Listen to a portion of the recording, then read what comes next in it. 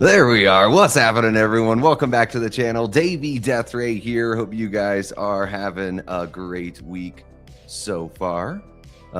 It's just starting, right? Just Monday. I've been up here right now. Obviously I'm in a different spot. Not sure if everybody saw the posts on the page and everything like that, but I came up to the Flagstaff area here in Arizona with Cecil from the horror show. And just been working on stuff all weekend and enjoying the very, very cold weather out here in Flagstaff. It's great though. It's biting, it's cold, but it's been fun. We've been writing and location scouting and all sorts of fun stuff. Just a bunch of nerdy shop talk. So it's been great. And I wanted to hang out with everybody. Let me just make sure everything's still all good. Okay, perfect. Just want to make sure my mic was on the right thing. Yeah, guys, this is group therapy for Stranger Things season 5. So, maybe you're feeling pretty good about the show.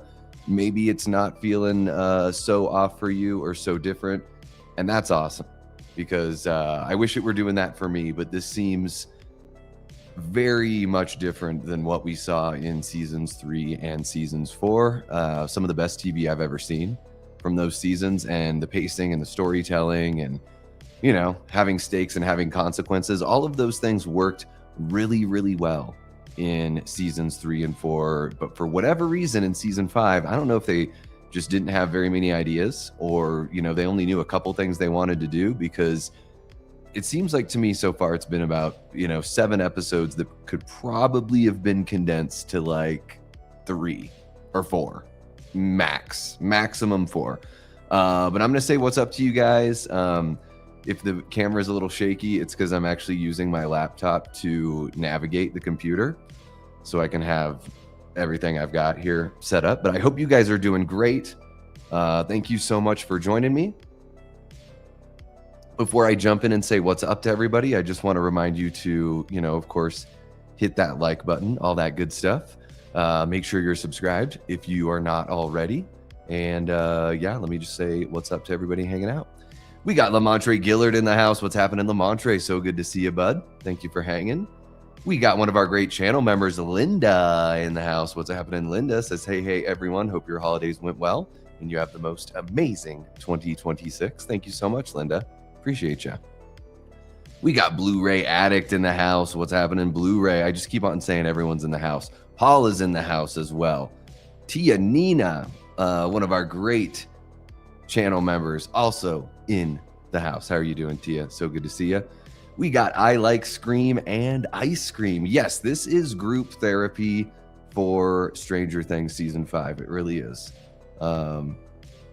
Yeah, I did a little bit more here in the background just to say, or just to have a little bit more production value since I don't have all my fun lights and everything like that. Look at that. We got Cecil from the Horror Show channel hanging out with us, probably in the room next to me. Do not be surprised if he busts on in. We got Brett from Good Real Hunting. What's happening, Brett? So good to see you. Brett feels good. Feeling good about season 5. Okay. Yeah. Oh my God, this season could have been an email, says Tia. That's hilarious. Yeah, it's unfortunately season 5 is everything that I don't like about television. That is exactly what they're doing in season 5, unfortunately. Yeah, so long for this. I know. It's bizarre, huh? Let's see what else we got going on here. There we go. Okay. Thought I was all hung up there on the little trackpad. No, we're all good. Okay, so I want to be fair. Now, I've already, I put out like a short review.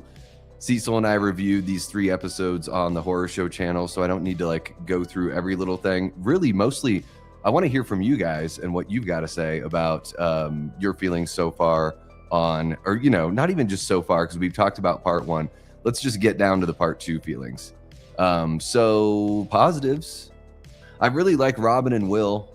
I think that's the biggest positive that I can come up with for part 2 is the Robin and Will interplay is really nice. I love those character moments. They feel very well earned to me and everything like that. So I really dig those moments that we've been getting.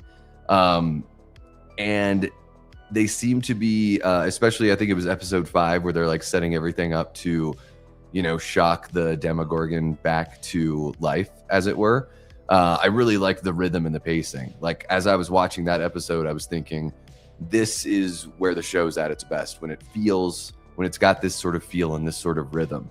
So I really liked that. And I think out of the last three that we saw, I think the fifth one was the one I liked the most out of all of them. But I don't know. I'm trying to think of other positives other than the regular kind of like, the performances are there.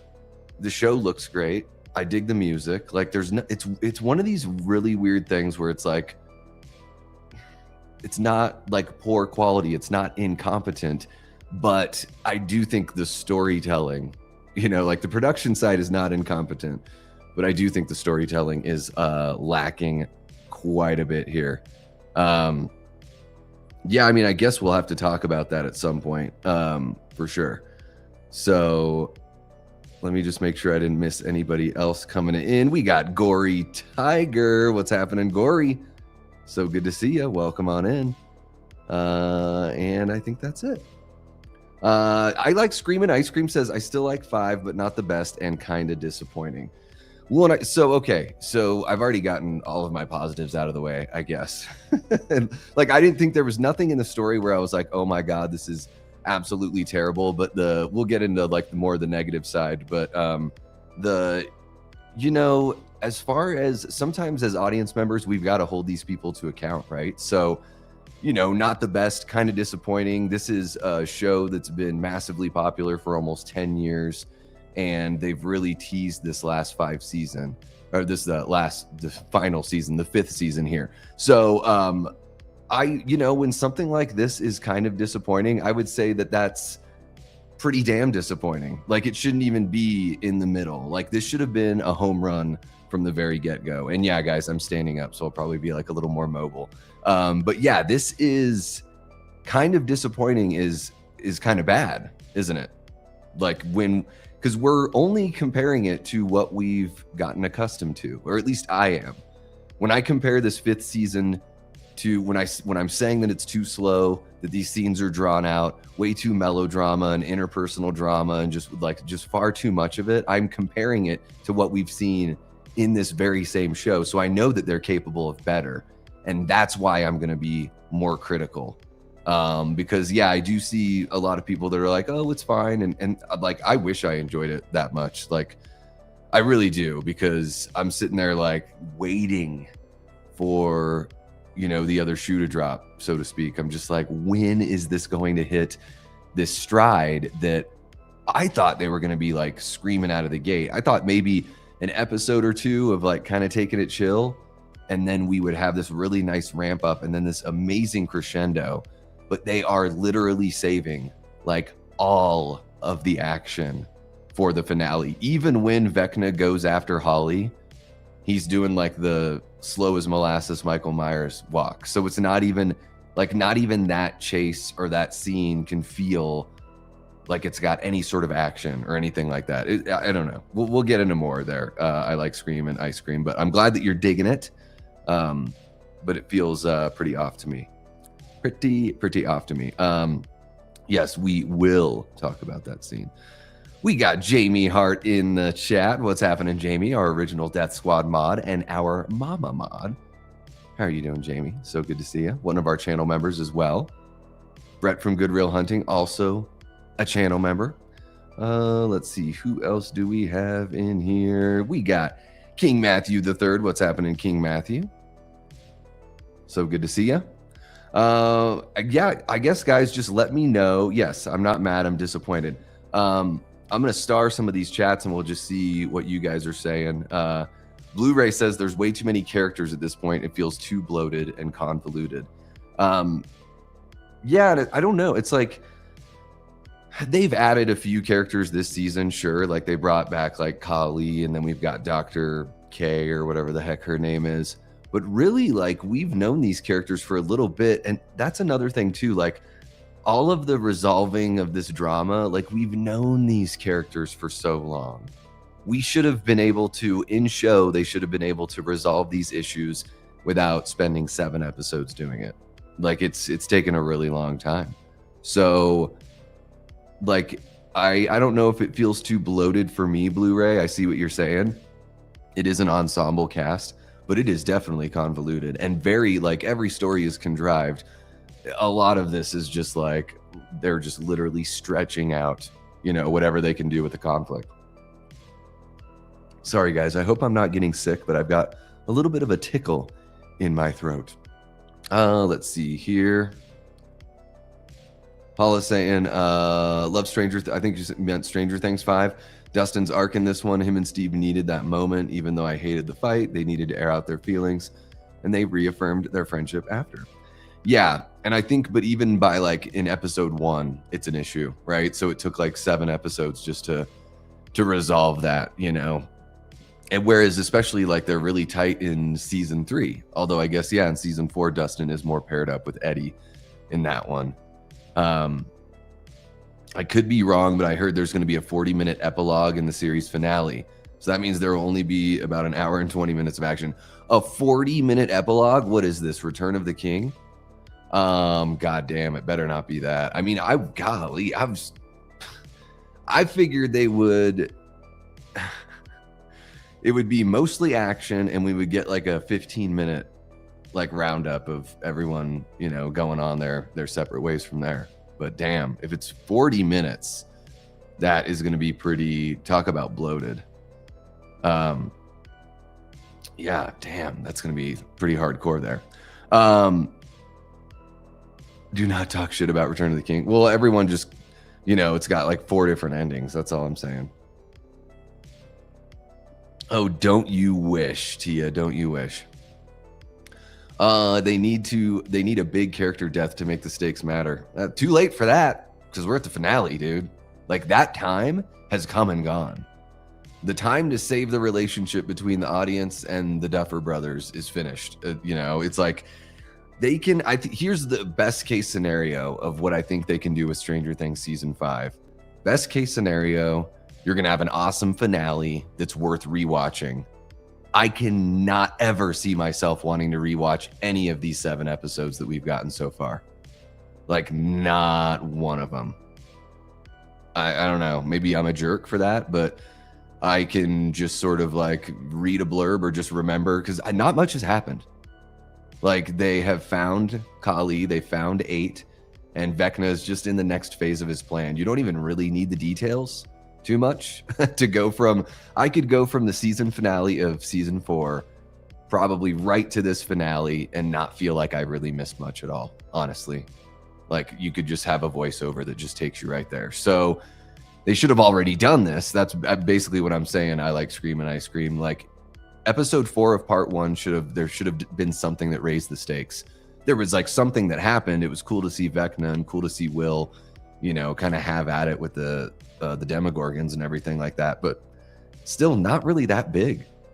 It was, after waiting for that taking what, 5 to 6 hours for those first 4 episodes, not much really happened. Nothing rose the stakes. All we know is that Will has that potential to be able to do that, but then they take it away in episode 5. He's basically like, well, no, not really. It's almost only when I'm close to Vecna can I do that. And so there's all these limitations to his powers.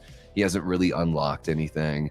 So that's kind of what they, in season 2, which I didn't like very much, they sort of went back to 0, and it kind of, I feel like they sort of did that in part 2. And even though I thought we were kind of like mostly resolved on our interpersonal drama after part 1, like, no. They found a way to make most of these 3 episodes all about the interpersonal drama. So yeah, let me just put that up there. Negatives, why this is a letdown. I mean, I've heard of so many people describe this as a letdown. And can they make it all better with a finale? I don't know. I think they can make the finale really good, but I don't think it's going to make anything else that they've done leading up to this point look any better as far as storytelling goes. Let's see here. What do we got? What else do we got? If no one dies, then we'll have the great debate about the worst plot armor, Stranger Things or Chad from Scream. Yeah, I didn't expect Game of Thrones level of like people dying like crazy. However, I think the one thing the show I compare this to that I think had a pretty satisfying ending, and an ending where they rose stakes. They didn't have to kill everyone. Buffy the Vampire Slayer. Like, that show, that last season is epic. Like, some big things happen. We do have character deaths. We have characters that are like maimed in, you know, irreparable ways and stuff like that. And then we've got, you know, characters that finally unlock their true potential, and literally a battle between, like, you know, in the hellmouth between our heroes and demons. And I feel like that season, granted, that was back in the day where TV shows had 24 episodes, and so you have, like, you know, a day's worth of material to tell a story. They did have more fluff back then, but as far as that last season of Buffy goes, they did a really good job of setting everything up, making you feel like anyone could go at any time, and then, you know, having a satisfying finale to wrap everything up. And I'm worried that they're just playing it way too safe. Like, I saw, you know, one of my favorite YouTubers out there, Dave McRae, had put out a video that was like, are the stakes not high enough? And I'm sort of like, what stakes? Like, what are they? Like, I guess we know what the end game could be if our heroes don't get what they want, but they have not been, like, earning any of this in this season, unfortunately. The only person I can see getting killed off really at this point, like, I can see them killing off Murray because he's just like a silly side character. It sounds like 11's got to go because her blood is Henry's blood. So it's like, if they really want to end this from ever being able to happen in the future, we're running into the Terminator 2 scenario with 11. At the end of Terminator 2, the T-800 is basically like, well, there's one chip left and it's in my brain, so I have to melt myself. And that's kind of what we're getting here in Stranger Things. That's what Kali has basically said to 11, more or less. You know, like, she's sort of hinting like, dude, we can't ever let this happen again. AKA, if you live through this, we've got to kill you. You know, so I wouldn't be surprised if it's like 11 can kill Vecna, but then Kali is going to try to kill 11. Or maybe Kali is going to, like, use her powers of illusion to make everybody believe that 11 is dead.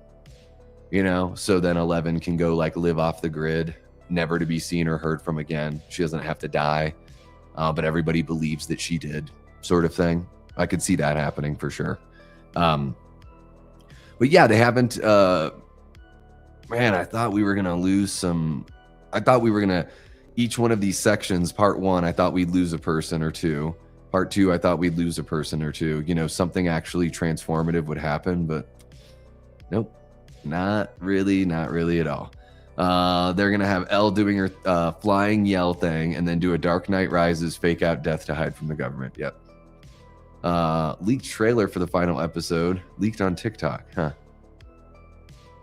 Yeah, I don't know if I would believe any of that stuff because people are really creative. I don't, you know, I haven't seen anything King Matthew, so I don't know what the quality is, but I know that people can make up those videos, you know, and have them look pretty convincing. What's happening, Eli Cortez, one of our great channel members and Death Squad mods? How are you doing, bud? So good to see you. Oh, thank you for the reminder, Eli. Yeah, guys, don't forget to slash that like button, sub to this amazing channel, and consider becoming a member of the mighty Death Squad. Hey, what's happening, Joel? Good to see you, bud. We got Jason from Backtrack Cinema in the house. What's happening, Jason? So good to see you. Yeah, for those of you guys that are joining a little bit later, I'm up in Flagstaff, up in a cabin here with Cecil from the Horror Show channel. Kicked it with Vin from Womp Stomp the other night. Tyler Adams is here working on some stuff with us too, so it's been really, really cool. It's been an awesome weekend. And we are having Stranger Things group therapy. Let me see what we got. Ray jumps in and says, I'm Team Vecna at this point. Yeah, man, we really haven't gotten much of this guy. I loved in that trailer for part 2. So, okay, so maybe that's another positive I've got. That little lair that he's got, whatever it is, it's like this fleshy, you know, skeletal hand that's just like growing in that, the abyss, as they call it, I suppose. But it's got like teeth inside and stuff. It just looks pretty gnarly. And I was just hoping we'd get a little bit more from Vecna. We're getting a lot of Henry. And I don't think that's bad, but I think at this point we should be seeing, you know, the big bad. Oh my gosh. Maybe I shouldn't have been smoking cigars all weekend. I don't know. I don't know. Maybe not. I could easily see 11 possibly dying, although I hope not, because then Hopper would lose another daughter. What if he's not around, though? There is so much plot armor. There's so much of like, you can't kill this person, you can't kill that person. They got to do something. Buffy is my favorite show of all time. Season 7 is one of my least favorite seasons, though. Don't really like the series finale. I did like it. Yeah, I like it. Buffy the Vampire Slayer super fan. Nice, Tia. Nice. Okay, let's... Golly, man, my friggin' throat. What's happening, Billy Judd? Thanks for joining us, bud.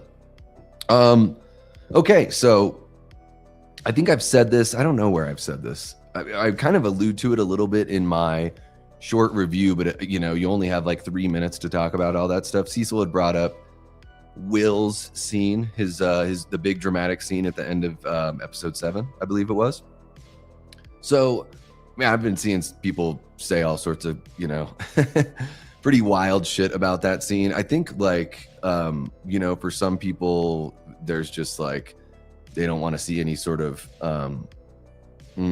element of like, I don't know, people coming out in their media. And here's the thing. Sure, sometimes it's like, what the heck, this is just written this way just to be written this way.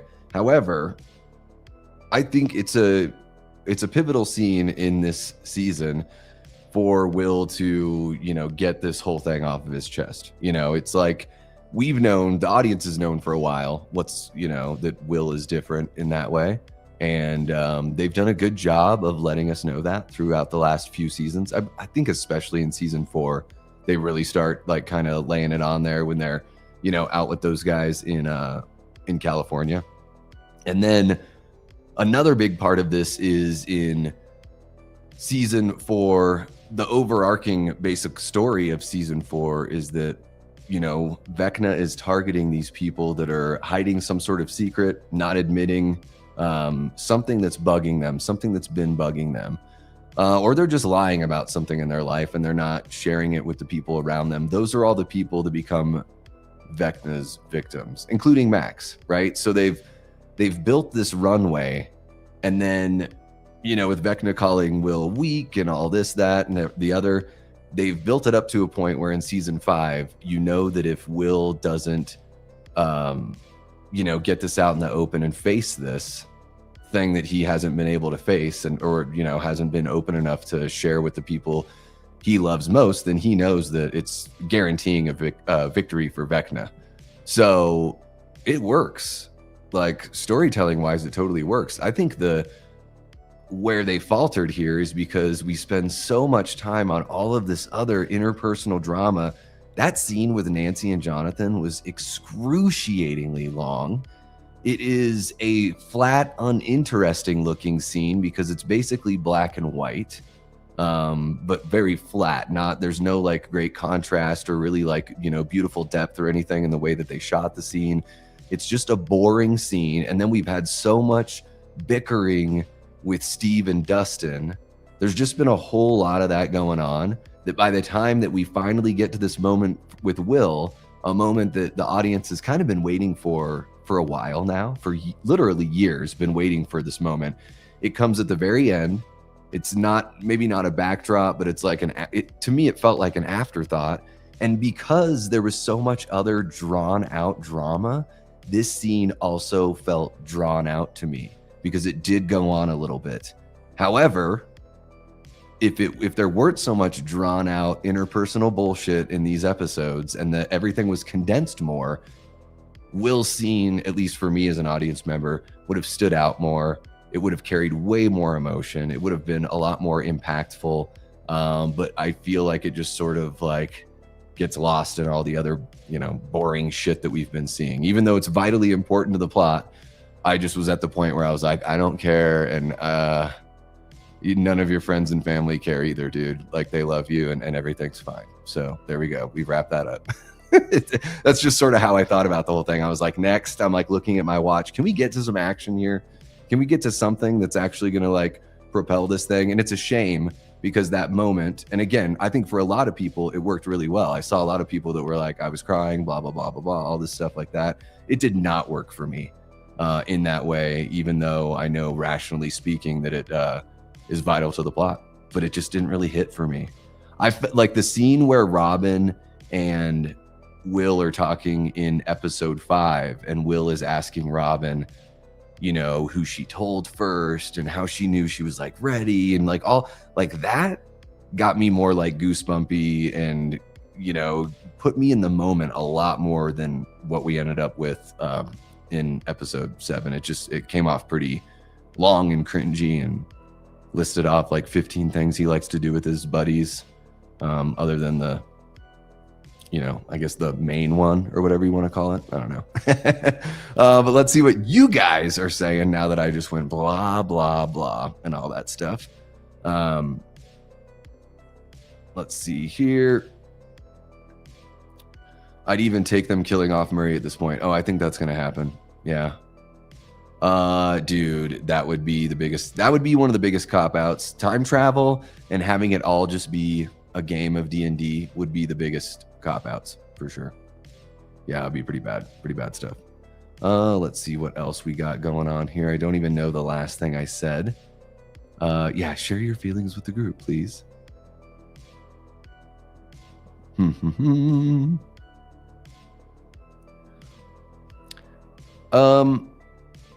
Yeah, but I get it. Like the audience might have known that, but because, you know, they set it up perfectly, because even Will is like, look, like this is what he's been feeding off me this whole time, so I got to give us the best chance. I'm going to get this out in the open, and then it's one less thing in the back of my mind that Vecna can use as a weapon against me. So I think it totally makes sense. The scene belongs. I think it could have been pulled off better if everything else didn't feel like an incredibly huge waste of time. I wouldn't be against that. But then it's like, are they only going to get rid of characters we just like don't like? They gotta get rid of a character we really don't want to see go.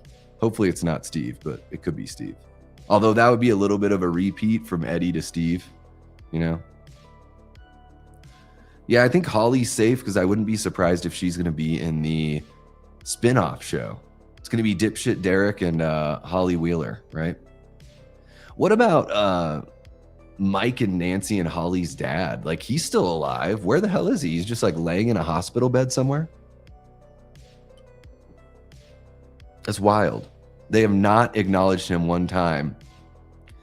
And mom is like a superhero ninja somehow. She can barely walk, but she can sneakily get into the laundry room with an oxygen tank, put it in the dryer without making any noise, start the machine remotely, or teleport away from the machine after. I don't know.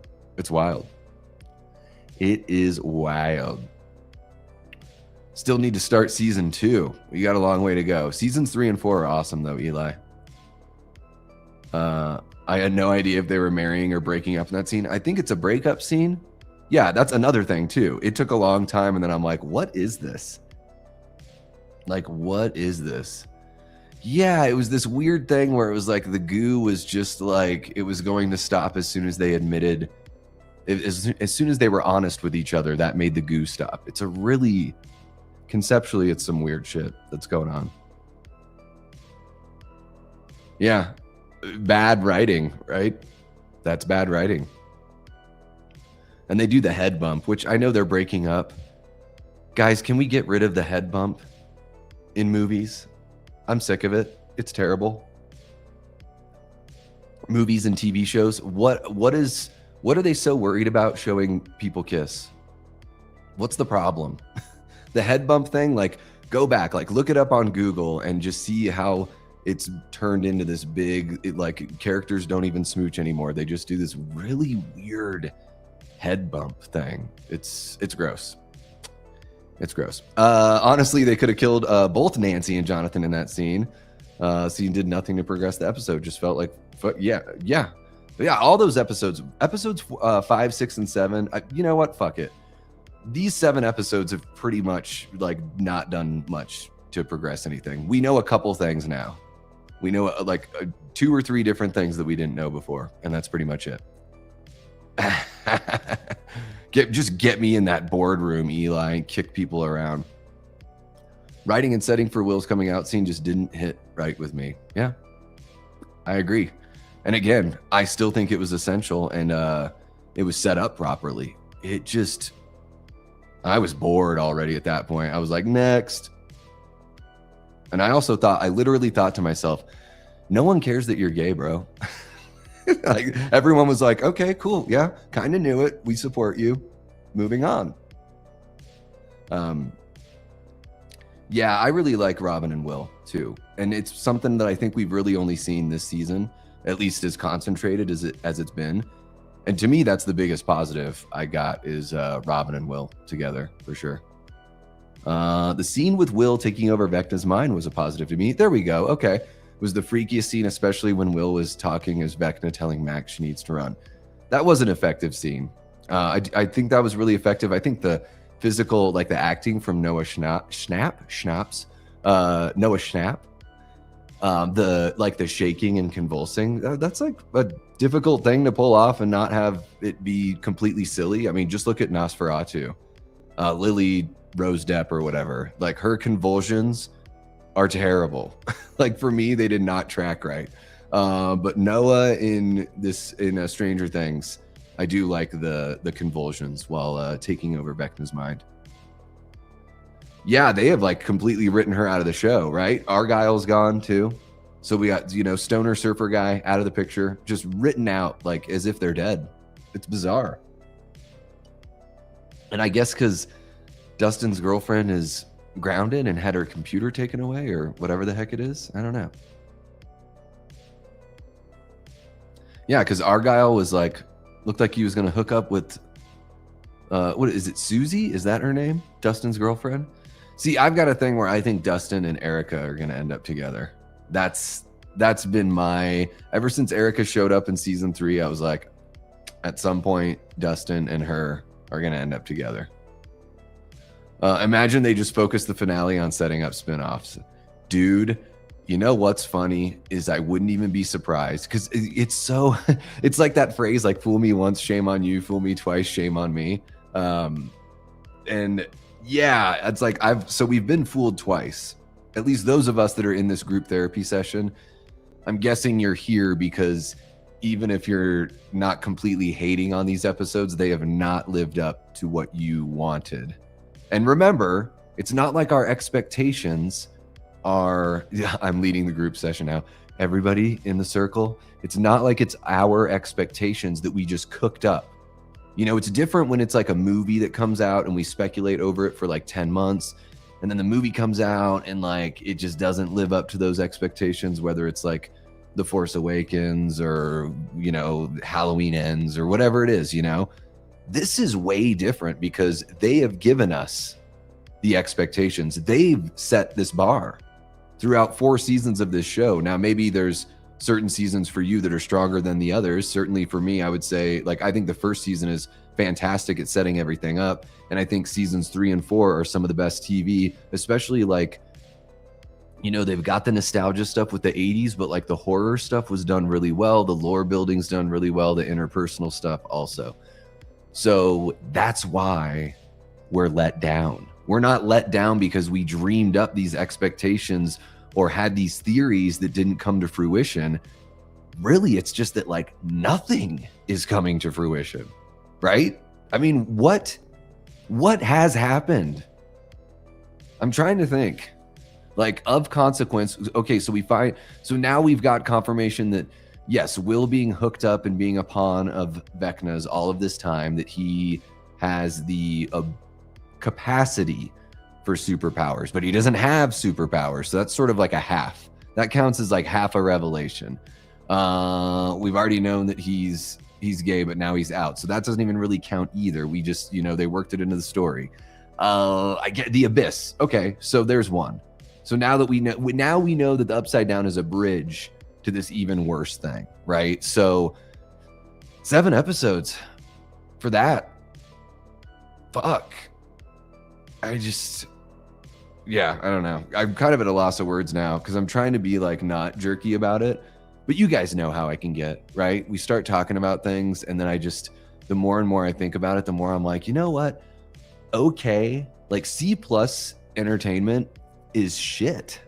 It's kind of like, you know, when you're at this level where we've been led to like believe that this is going to close everything out. And now it's all just going to rest on the finale. That is scary. One of my big issues, they had this big moment of Will accepting himself after his talk with Robin, giving him strength to control the demos. So the coming out scene felt a bit redundant. Like, yeah. Well, and they brought everything to a halt and everything like that. Yeah, I mean, I get it because like symbolically from a storytelling standpoint, it's like, if it's going to make him feel better to let everyone know, if that's going to give him like a mental and emotional edge over Vecna, then it does make sense. But also, this is something, yeah, this could have been condensed. We could have had 3 or 4 episodes, and this is something that could have happened, you know, after getting some encouragement from Robin. He could have just like taken the, you know, instead of dipping his toe in it, he could have dove right in. And you know, I had this thought. I was like, so wait, so all these people are dying, and it's basically because Will's been keeping this secret the whole time? It's kind of a dick move, bud. Kind of a dick move. Should have gotten that one out earlier, you know? Because all those, you know, none of our significance have died, but there have been plenty of people in this world that have lost their lives because of, you know, what's been going on. Stranger Things, The Next Generation. Yeah. It does not. No, it doesn't. It did not feel as powerful as it could have, I think. It didn't. Yeah. I think it could have played off another, you know, way better than that. Another negative for me was the hospital scene. Yeah, it was cool. Honestly, they had the opportunity to kill so many characters in that scene, like Lucas, Robin, or even Ted and Karen. Well, the Demodogs are just going after Max, or for whatever reason, but they do that annoying thing where when they get to the laundry room, they just like stop and start sniffing around, even though they had no problem finding her before. And even though maybe Vecna like didn't really care to know where her physical body was, she's been in a coma for like 2 years, right? Couldn't you just assume that like, hey, Demodogs, go to the hospital, find Max? I think probably could have worked. Kind of a little bit of a hole there, I think. Yeah, breaking up around a break, yeah. The upside down just being a bridge is interesting, but objectively makes the upside down less cool. Yeah.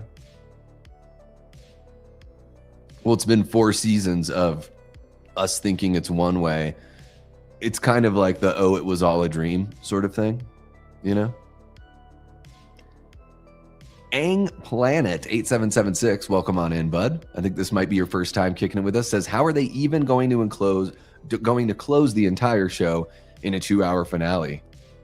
I don't know, because they've given us 10 hours so far, and that would have been plenty.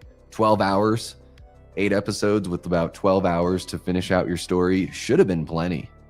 But they have reserved, 98% of the action is going to be in this last episode. It's going to be really difficult. Like I believe it was, who was it that said this earlier? Overstuffed, was it I Like Scream and Ice Cream? You know, even though I don't think all of these episodes have been overstuffed necessarily, I worry that the finale is going to have to be overstuffed to finish telling the story. Yeah, I don't know if they're going to be able to do it. I think it'll be the strongest episode in this season, but I don't think it's going to be as good as it could have been. There was an article that came out a while ago that said Gen Z doesn't like seeing kissing in movies. Oh, fuck them. Are they even going to see the movies? Uptight weirdos think kissing is icky. They need some life experience. Yeah, it's just, I think the head bump thing is kind of icky. It's like, I don't know. It's like something a couple of animals do, and it's cute when animals do it, but we're a bit more, you know, complex than that. Argyle being gone, to be honest, makes sense because maybe he just went back to California. So why was he even in the show? Like they're just like, they cut, like we're just done with these characters after a handful of episodes. It's odd. Yeah. Dustin's mom also hasn't been in any of the new episodes. Yeah.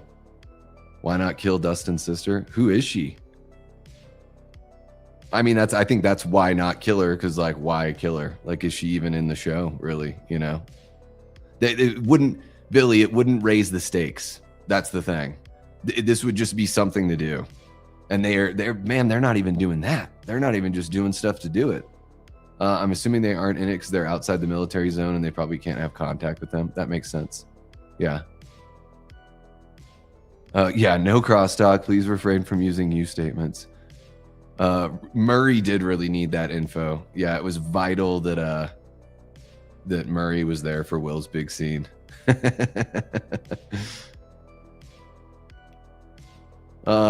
Prince says eye blur is always sick. Oh, do you mean like the eye black or whatever? Is that what you're talking about? I don't know. Welcome on in, Prince. Hope you're doing well.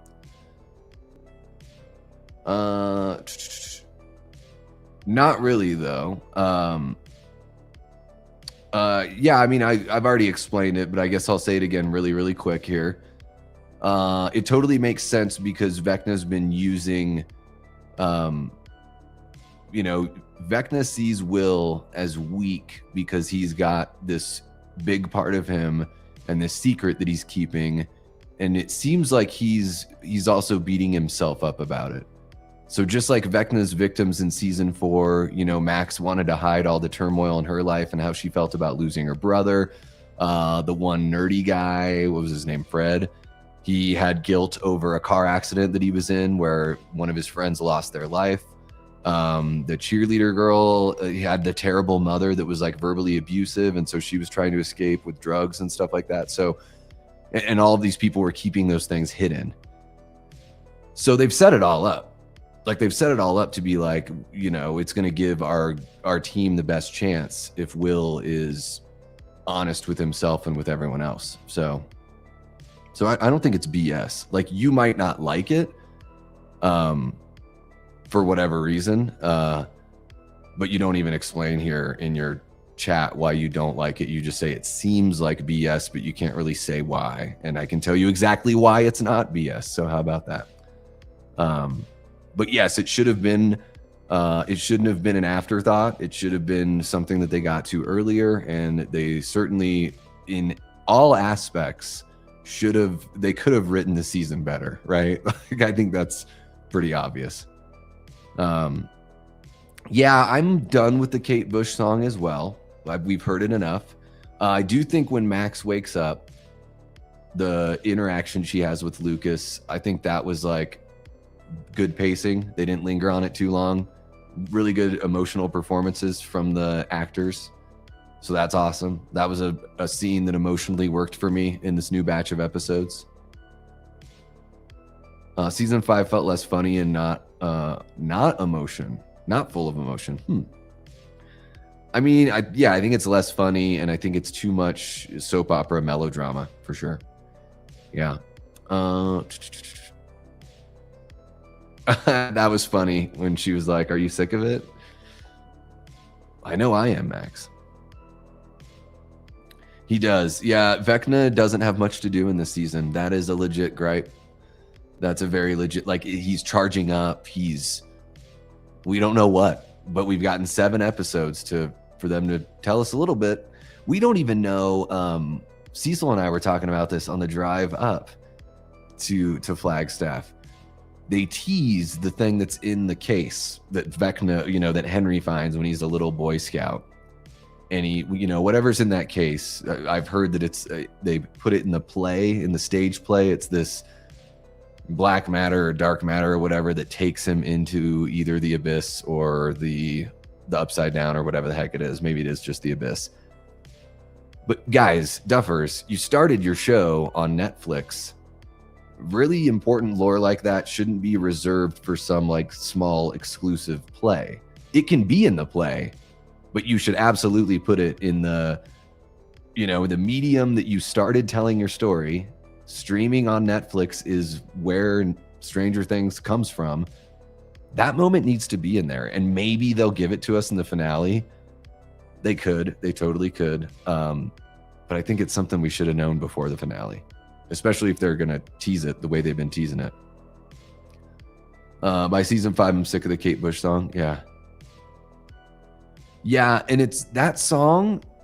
As somebody that lived through this era, that song wasn't that huge, I don't think.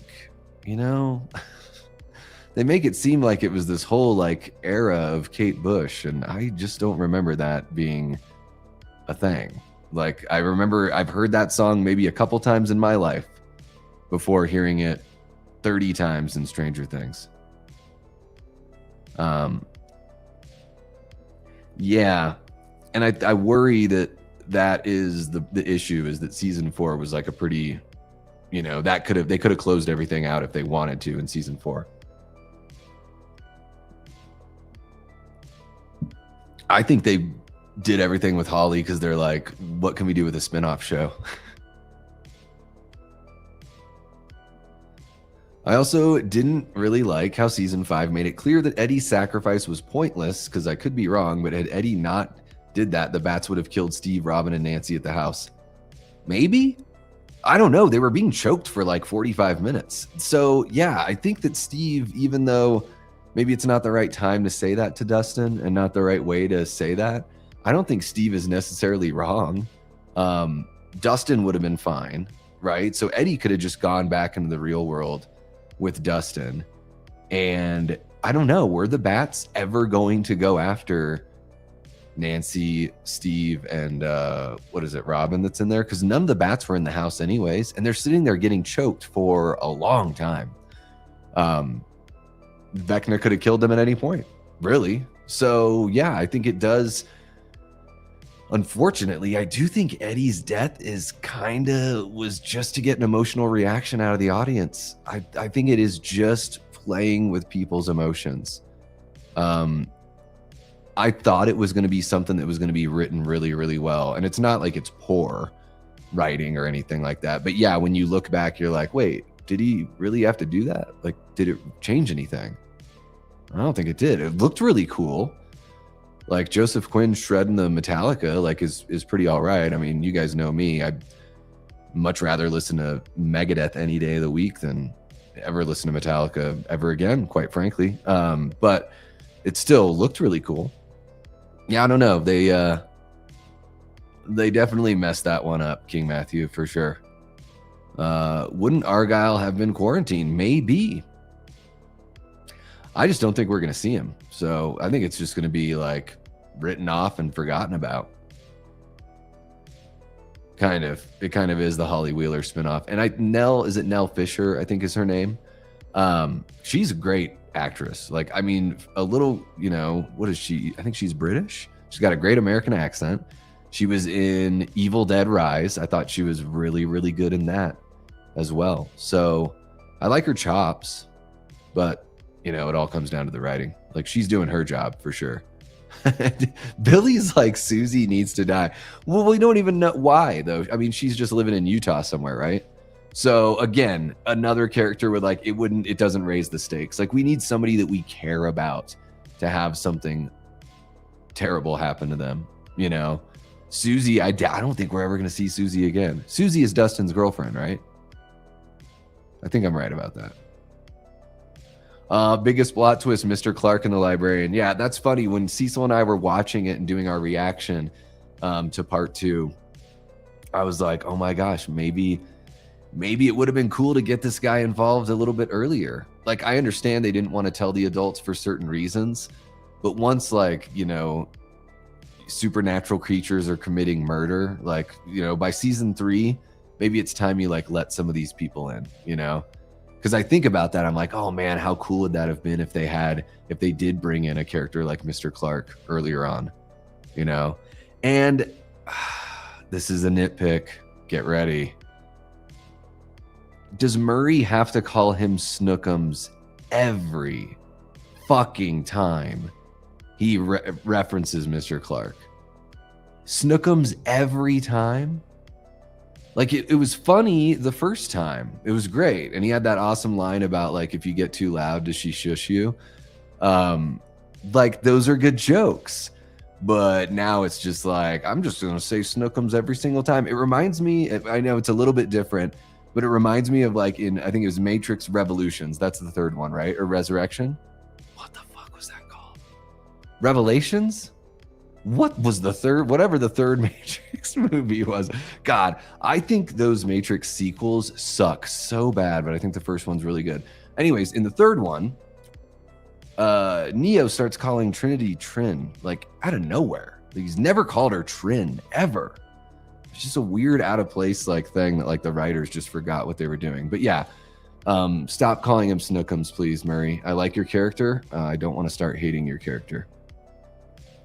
My thoughts on Derek. I think the actor's really good. I think that kid's really strong. Dipshit Derek. Like he's got because he sold all the shitty attitude and everything. Like he sold that so well.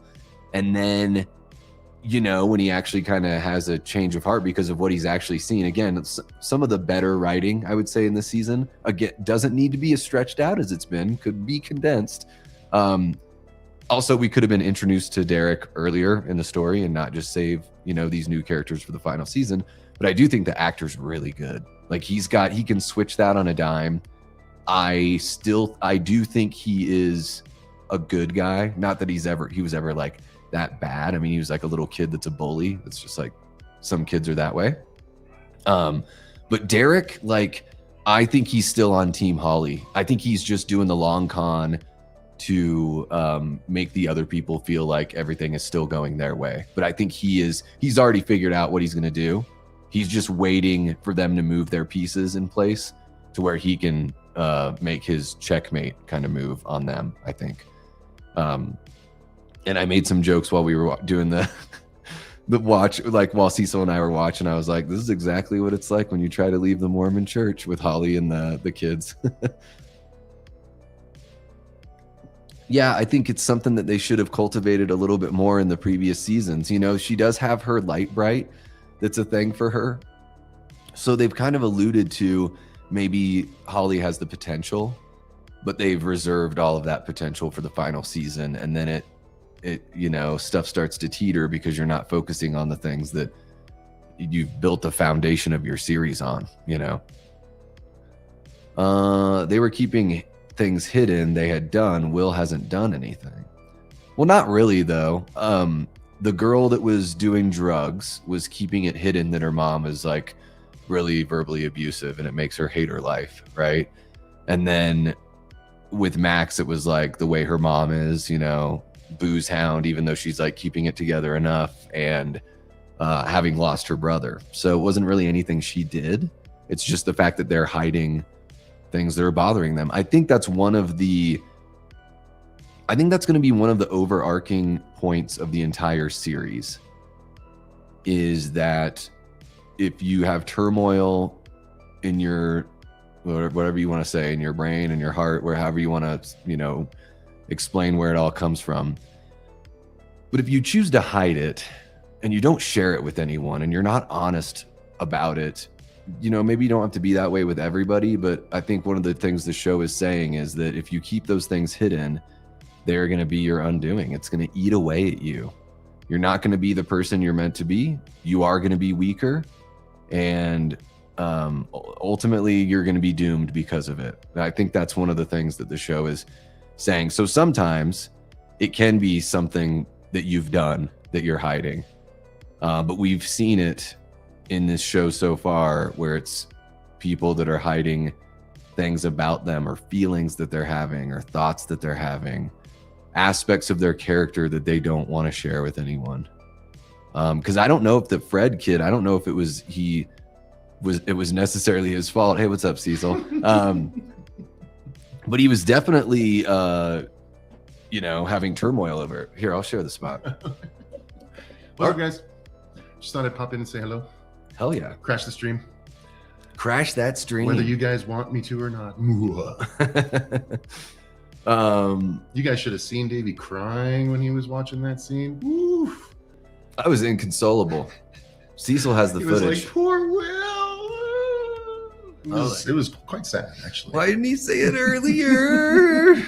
I was crying during the Nancy Jonathan scene because it was so boring. Yeah, I was crying during the vinyl scene, because why would you treat records that way? Exactly. Stacking them on top of each other. How dare. Come on, Robin. How Come on. dare. All right, I'll leave you to it. Have a good one. Bye, Yeah, guys. thank you. Let's see here. Ray says, Davey, I'm going to pretend you didn't say that about Metallica. I mean, the first 3 records I like, but like, Metallica, what have you done for me since like 1985? Like nothing at all. Meanwhile, Megadeth still ripping and roaring. Still awesome. Let's see here. I will disrespect Metallica. Because if you're going to defend Metallica by saying Master of Puppets is awesome, it's like, okay, so that song's 40 years old. When was the last time they wrote something cool? I'll wait, I will wait. You can try to tell me. Because I'm not a big And Justice for All guy. Talk about drawn out and boring. I'm going to get more hate in the chat for that one. I know that. I mean, I think One is a good song objectively. I don't ever find myself thinking, God, I need to listen to One by Metallica right now. Yeah, well, and that's another thing too, is the timing on all this. Like, I miss, granted, it was my own decision. I was like, well, I'm covering this, this final season. So I watched those episodes on Christmas night. I really thought they were going to give us something good in part 2 because part 1 was so, but man, they screwed us over on Christmas night. And then, yeah, New Year's Eve. At least it's only 1 episode, but shit, yeah. Whoever did not like it is brainless and has an attention span of a TikTok video. Did not like what in general? Just like season 5 so far? I don't know. I need some more parameters, the Yellow Spine, and welcome on in. Thank you for joining us. I think this is your very first time. But I can certainly, I don't know what it is you're exactly referring to, but I can give you many reasons why I'm not having the best time with Stranger Things season 5. You could also scrub back the stream and it'll be in there. Hey, what's happening, Mark? How are you doing, bud? Mark from Tales from the Shelf in the house, guys. They kind of showed her in like a flashback kind of thing, didn't they? Right? Didn't we see Barb through like Nancy, a vision that Nancy had? Oh my God, I remember. Didn't Nancy, wasn't she having she had this connection with Vecna in season 4 and she was having all these visions and shit. I think they might have mentioned it at the beginning of season 5, but that's something that's just been like gone by the wayside. Dude, season 5 has more problems than I thought. Fuck. Oh my God.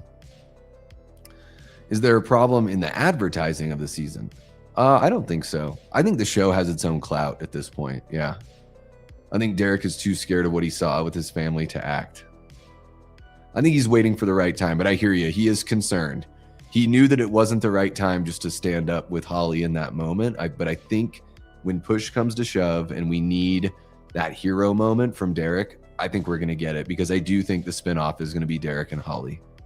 And they're going to be like a couple or something like that. Murray is gravely injured saving Mr. Clark, and he gives him a headbutt before dying, uttering one final snookums. Oh my God. He was moved by Will's speech. Yeah. The snookums thing. Oh my God. I love Murray. Murray as a character is so great. I mean, God bless Brett Gelman. Every time I've seen him in something, he's been really funny. And I know that, at least from, I saw him interview on the Rich Eisen show. I'm a big sports guy, and he was on there. Rich used to do like ESPN, and he works for NFL Network and all that stuff. He has a sports show. Anyways, Brett Gelman was on there, and he was saying that Murray was initially only written in for that one season that he popped up in, or maybe just a few episodes.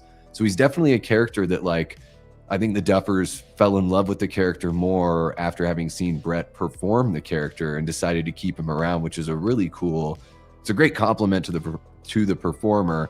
And it's really cool that they were willing to be that flexible and allow that in, you know? And I still like Murray as a character, even though he hasn't had really as much to do. They are really leaning on only the sarcasm stuff kind of at this point. But But yeah, the Snookums thing is so silly. What's happening, Herbert? How you doing, bud? Thanks for joining us. A your mom joke straight to Vecna's face is absolutely the worst thing you could say. I chuckled. I did chuckle a little bit. I don't know. Were kids saying that in 1987? I think that's like one of the questions I had. And maybe they were. I remember hearing more your mama jokes in my life. So I was 5 years old in 1987. So yes, kids could have very well been saying it. And I was just 5. So I had no idea, because 5-year-olds don't really say your mom jokes. I didn't really, you know, they didn't seep into my consciousness probably until like the, you know, early to mid 90s when I started hearing more like your mom kind of jokes. Netflix is banking on that Holly girl. I don't even know if it's like, I don't know. Is it? Did Netflix tell the Duffers that they needed some new character? I mean, I'm just saying I don't know because I haven't read every little thing. So you could very well have a source. I think the Duffers probably wanted to set something up to where they can, even if they're not directly involved, because they're going to executive produce the spinoff, they're not going to like, I don't think they're going to write. I think they're going to help write outlines, and then they're going to go work with Paramount on their next show or movie or whatever they're doing next. But they stand to make money from it. So I figured the Duffers were like, let's keep this cash cow going. You know, let's keep it connected to our core group, but let it be its own thing. Yeah.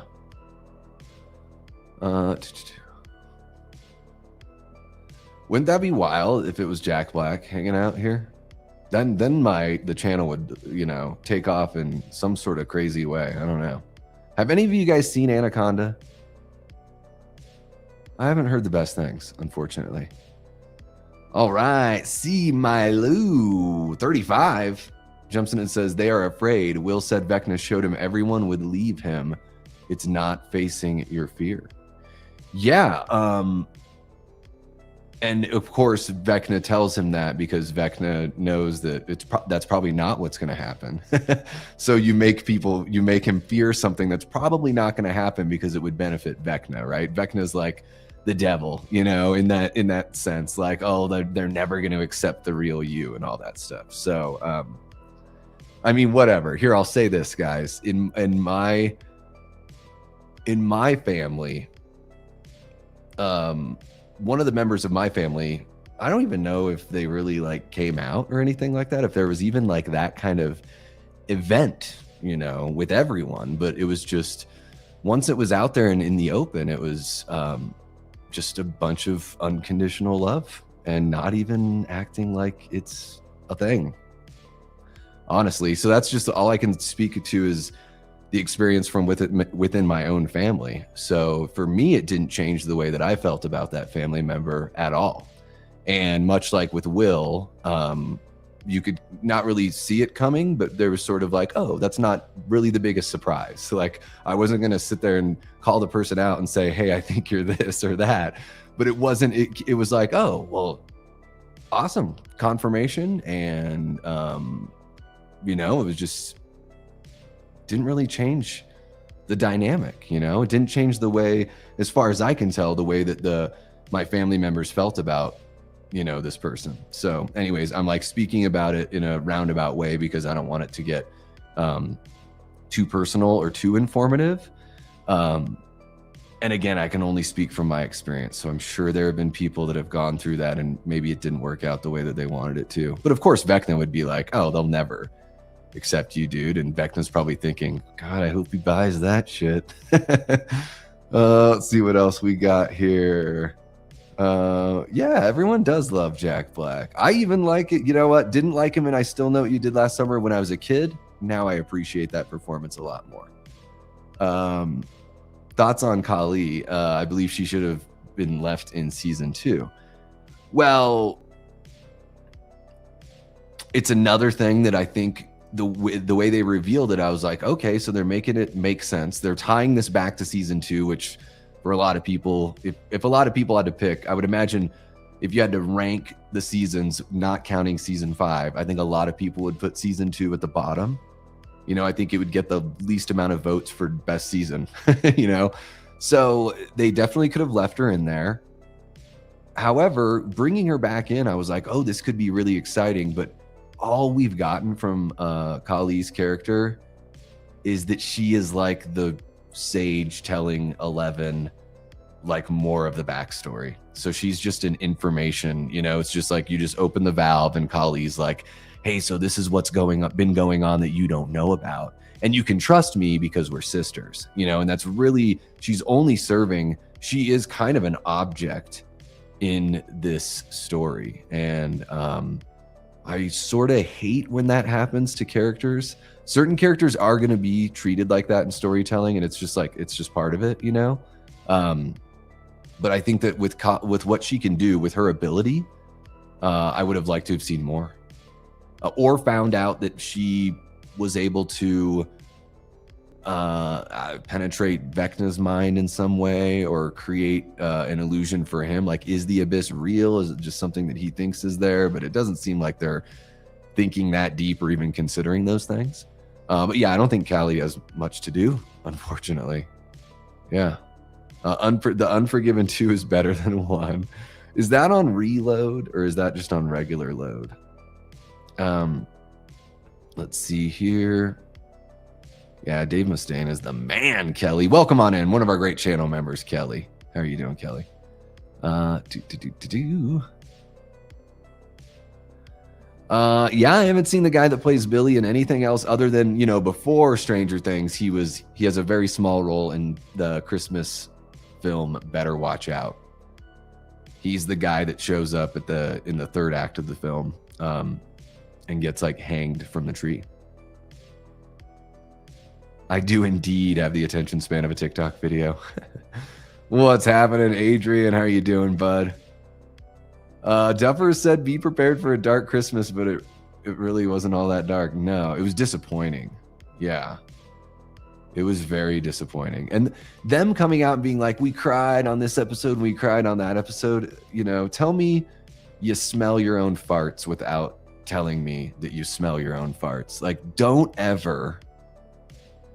Gosh, this is a good reminder to anyone that creates any sort of media, whether you're writing music or whatever. Don't tell people your own shit makes you cry. Don't do it. Just don't. Maybe it does. We don't need to know about it. Let us be the judge. Because talk about, yeah, previous seasons raised the expectations, and then the Duffer Brothers glazing their own work rose expectations as well. And then here we are.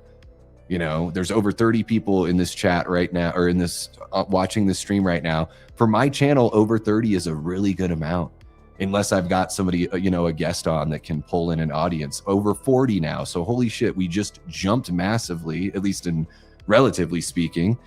And you know, there's a lot of us here for this group therapy session because they didn't give us what they promised they would give us. This wasn't our burden of expectation in this instance. I think is largely on the creatives, and that's not usually the case. I, you know, will fully admit that stuff like Weapons, you know, I liked the movie quite a bit, but the third act sort of let me down. And maybe it was my expectations from the great marketing that I just thought Weapons was going to be everything I wanted it to be. And so I'll go ahead and I'll shoulder some of that blame, you know. But with Stranger Things, no, we were told we were going to get something, you know, we were told we were going to get like filet mignon or whatever, and they've brought us fucking Alpo on a plate with some mashed potatoes next to it. The mashed potatoes are Nancy and Jonathan. Let's see here. Whatever happened to the monster with the gaping mouth? Are you talking about the Mind Flayer? Monster with the gaping mouth. I mean, the Mind Flayer was like season 3, and then like, is that it? And I always thought he looked like, when I watched season 3, I was like, oh my God, he looks like Sadler from Resident Evil 4 at the end when Sadler turns into like his creature version.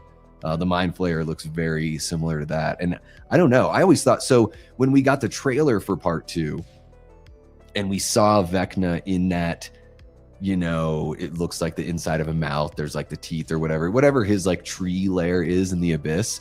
When I first saw that image, I was like, oh my God, what if he's like inside of what if the Mind Flayer is like his like ship, you know, like his lair? Like that would be so fucking cool. Like a living lair. I thought that would have been awesome. But What the hell do I know? I'm just an audience member. Maybe I need to write my own story where the bad guy gets around in a walking giant creature that's just like gross on the inside.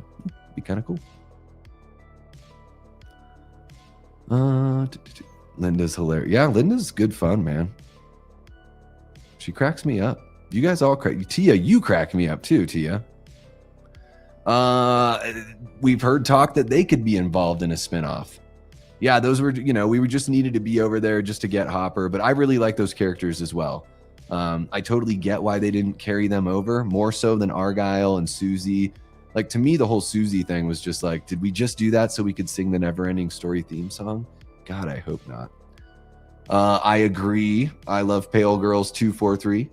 Biggest Stranger Things mistake, not filming the seasons closer together. Could have easily gotten 6 seasons. Yeah. Or you just could have closed it out in 5, and you probably would have had not as the less amount of anticipation, the better, right? For something like this, the more we anticipate, and then having those expectations based on previous seasons and based on what the Duffer Brothers have told us, that mathematic equation is going to equal disappointment for most people more than it's not. They could have put out a banger of a season, and even still, I think, I'm sure I would have liked it more if the storytelling was more concise and there was more action and more revelations and more things to do and higher stakes and people losing their lives or coming damn near close. But yeah, with the way that they've done it, all that, having that big space in between a lot of these seasons, granted the pandemic didn't help for some of that, but they really have taken their time with this 5th season. And I just think that equation is just going to leave people just feeling deflated. All the air is out of the balloon by the time we saw those first 4 episodes, and they didn't really, like, they weren't bad, but they weren't great, and we expect great from Stranger Things. That's why people love this show. And I'm relatively new to like I love the first season. The second season, I fell off with the show and I stopped watching. So for some of you guys are new to this stream, this might be the first time you're catching the channel. I watched seasons 3 and 4 for the very first time in the 2 weeks leading up to season 5 releasing. So I had all of that was fresh in my memory, those first 4 episodes. And now we can just say the first 7 episodes we've gotten from season 5 are so far away from the pacing, rhythm, storytelling, atmosphere, sense of dread, tension building, all of the things that they did so well. I think throughout the series, I'll be kind, even though I don't look back on season 2 with that fond of a viewpoint. But everything that they've built up in the 4 seasons, the first 4 seasons of the show, they built up a lot of goodwill with their audience and people that are like, it's at a fever pitch, the way people care about this franchise or this IP that is so relatively new. Not many people get this up and this charged up on something that's this new. And maybe that's the nostalgia of the 80s. A lot of people my age and older that can put themselves in the shoes of these characters. Yes, that's all well and good. However, it's exposing that all of that culture and the music and everything to a younger generation, which is also cool as well. But it's just it just hit, and it's, it's not our fault that season 5 is not hitting. It's the fault of the people that are creating the product. Absolutely. On-screen chemistry between Mike and Elle isn't really there anymore. Well, she did something to her face. I think she's injecting her lips. This is another weird, touchy subject that I feel odd talking about sometimes. It's not my business to tell anybody what to do with their body. Whatever. You could do what you want with your body. However, if you are a performer and you put yourself out in the public eye and all this kind of stuff, if I feel like whatever you've done to yourself is affecting your performance, I'm going to talk about it. And yeah, Millie Bobby Brown looks weird.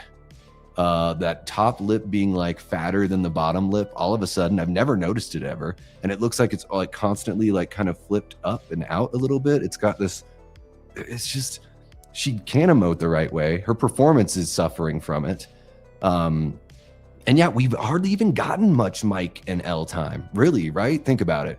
We get those little things that we're familiar with.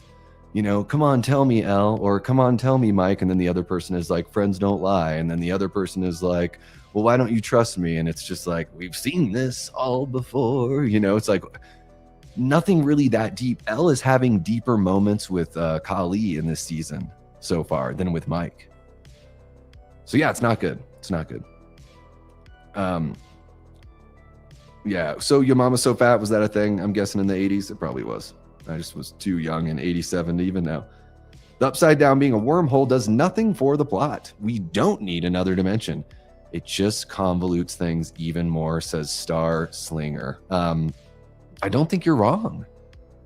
Yeah, it doesn't, they didn't need it, right? They could have just given him some big fleshy layer, you know, put him in the Mind Flayer and the Upside Down, and maybe he's trying to create something new from the Upside Down. Maybe he's trying to create, blend the two worlds to create a dominion all his own or whatever. Yeah, we don't really need the Abyss.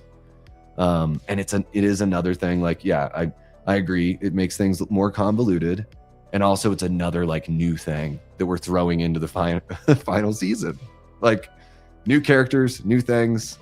We had all this time. We already had a great setup. They didn't need that. And I think, yeah, like you're saying, we don't need another dimension. Exactly. Thank you for jumping on in, Star Slinger. Hopefully, I know I'm way behind on the chat. Hopefully you're still kicking it with us. Robin getting the spinoff. That's Uma's kid. Yeah, Uma and Ethan Hawke. Yeah.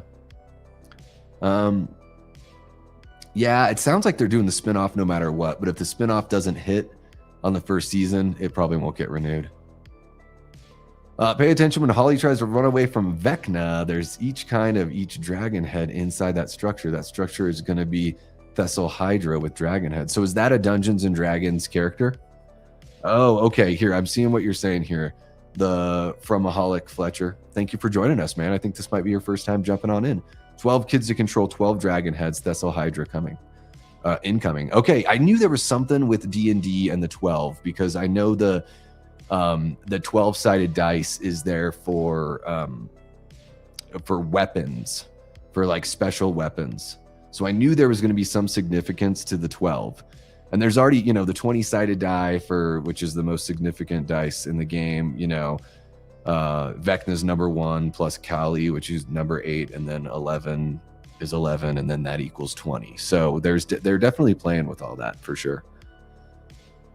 I might skip ahead here, guys, just so I can catch up with the chat. You guys are amazing for being so active here. What's happening, Christine? How are you doing? Thank you so much for joining us. Vecna saved Holly from falling because he needs those 12 kids to control Thessal Hydra. And I think Holly is like the most special one. There's a reason why she was taken first. Whatever reason it is, Henry sees something in her, maybe more potential in her. But I do think there's a reason why Holly is, you know, he would be extra pursuant with Holly. I have the feeling if one of the other kids ran off or something, he would just go get another kid from Hawkins. Let's see here. Oh, yeah, you're right. You're right. I like Screaming Ice Cream. Pretty sure the Not My Fault You Don't Like Girls in season 3. Yeah. Yeah, no, totally. They do reference that, like, pretty up front. The irony is they're going to fumble Stranger Things and no one is going to care about the spinoff shows. They wasted their time focusing on spinoffs. Ooh, yeah, that's a very big possibility. I could see that happening. They learned nothing from Game of Thrones. Yeah. I mean, there's so many. I think there's like a lot of properties that have done that. I think Marvel ended up going that way to where when they first started making their movies, they had to make sure that those movies could stand on their own, you know, and then you buy that credit of being able to have these event movies and these team up movies. And then we saw with what DC tried to do, when you try to fast track that, it doesn't work. You know, all the Zack Snyder stuff with DC, I like some of those movies, but the way that Warner handled that and the way it all went down, not a good way of building goodwill and creating a cinematic universe. And yeah, the Duffers are having a really tough time. It is the toughest, like, forget ending a season, like writing an ending to a season, writing an ending to anything is difficult. But now when you're trying to put a cap on your 5-season show, It is very difficult to stick the landing. How many times, guys, have you gone to a movie or you watched a TV show and the ending just didn't do what you had wanted it to do? It's a very common issue that we see in storytelling, especially in the visual medium. Yeah, I think like Mike. Yeah, I think Mike knew. I think Mike got the vibes. You know what I mean? I don't think any of the friends were really that surprised. Joyce didn't look very surprised, and Winona, pretty much all she does is look surprised. So there you go. 2 hours to wrap up all those plots. Duffer Brothers ruined the show, sadly. Yeah, that may be harsh, but I don't think you're necessarily wrong. I can still see myself going back and enjoying. Earlier on, I said this. I could see myself watching through season 4 and then just jumping to the finale of season 5 without watching any of the 7 episodes. I don't think it's going to be totally happy, but I think it's going to be a mostly happy ending. Yeah. Yeah, time ruined the series. The fact they had to wait 3 years between season 4 and 5. Yeah. And wasn't there a pretty big wait between 3 and 4? A couple years or something like that? I think Kali might be a double agent. Yeah, Vecna might have already gotten her. My hope is that Sonic stuff was set up to keep Vecna from communicating with Kali when she was in prison. I thought that like Robin or Dustin was going to figure out the Sonic thing. I was thinking they would use that against Vecna. I don't know. But I don't know if Kali is necessarily a double agent, but I do think that in her mind, the vibe I'm getting from what she said and the conversations she's had with Eleven, I am getting the feeling that she is like, you know, she thinks this about Eleven. This bitch has got to die. Like, there's no way 11 can live through this. If she lives through this, then I have to take her out. I think that's, I don't know if that necessarily means she's working with Vecna, but she wants to make sure that no one can track down 11 and try to restart this Dr. Brenner's program, you know?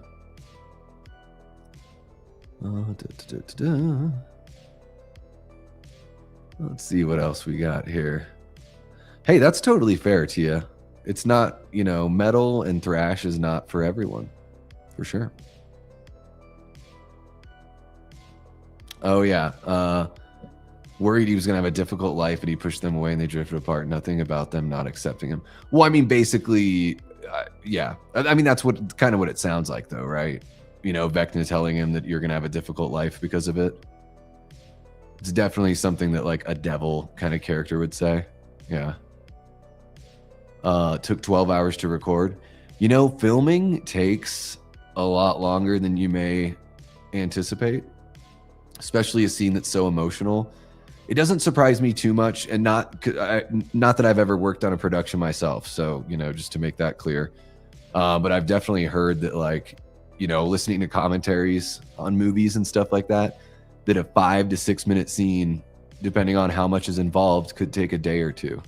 You know, like, so, you know, I guess I'm not too surprised, especially with how much money they have to play with on this show. And they want to, you know, get it right. They have all those actors there. Yeah. And especially with an emotional scene, you want to get the right performances from everybody. Yeah. Yeah, load and reload aren't like the worst. I just love Megadeth so much. I mean, I would take like a bad Megadeth album over most Metallica albums, like, honestly. I mean, first off, it doesn't get any better. Like, thrash doesn't get any better than Rust in Peace from 1990 by Megadeth. I even really love, you know, Peace Sells, but Who's Buyin', So Far So Good So What. I really dig those two records, those earlier records. Countdown to Extinction is a lot of fun for what it is. It's kind of a pop mainstream metal, but I think it's way better than the Black Album by Metallica. Like, way fucking better. A way better representation of like blues metal. I like Euthanasia by, you know, Megadeth's Euthanasia. And then recently they've been putting out some records that I like, that The Sick, the Dying, and the Dead that came out a few years ago or whenever it was. Fucking ripper, dude. Fucking ripper. It's true. The Fromaholic Fletcher says it's just bad writing. And that's true. I do think it's bad writing. Oh, 24 hours for that one scene. Yeah, I can totally see it. Yeah.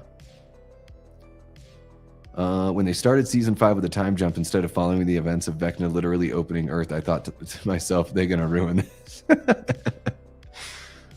Yeah, well, and not only that, it's a time jump, and then we spend 2 episodes like getting to know everyone we already know from 4 years of dealing with their characters. We didn't really need that much like catch up with our characters, and I don't mean catch up as a dipping sauce. I mean catch up. Starslinger says the show started out as a series made for adults starring children and turned into a series for children starring adults. Yes, yes, it sure did. You're not working against the algorithm this time. I've seen at least 20 YouTubers trashing this today. Well, and hopefully it doesn't come off as that I'm just trashing it. I do have, you know, I'm going to be honest about my negative feelings and my positive feelings. I don't ever, you know, what I do here on YouTube certainly is a performance to a certain degree, but I don't ever like, I don't know, like I don't ever want to be a character on YouTube. So hopefully all I would say, Christine, is that even though I'm not saying the nicest things about it, hopefully I'm backing up what I'm saying with good reasoning, you know, not just trashing it to trash it or just to say it sucks without explaining why. I think that's, I say that quite a bit on the channel, and maybe it's been a while since I've said it. You know, all opinions are welcome here when we're talking about like stuff that's so inconsequential, talking about movies and music and TV shows and, you know, the art that we really enjoy. So all opinions are welcome there. The only like the thing that I'm really interested in, and it's not like I ask it of you or else you got to leave, but what I'm interested in is the why, you know? So usually when I say I didn't like this, I like to tell people why I didn't like it, you know, that way it's got something behind it, you know, some sort of reasoning. Can't just be a feeling. Nancy was talking about a monster with a gaping mouth and 4. Is it the Mind Flayer? I think it might be the Mind Flayer and she just doesn't know. Guys, I might have to grab some water. Here, I'm going to be right back. Give me 2 seconds and enjoy the tunage, okay?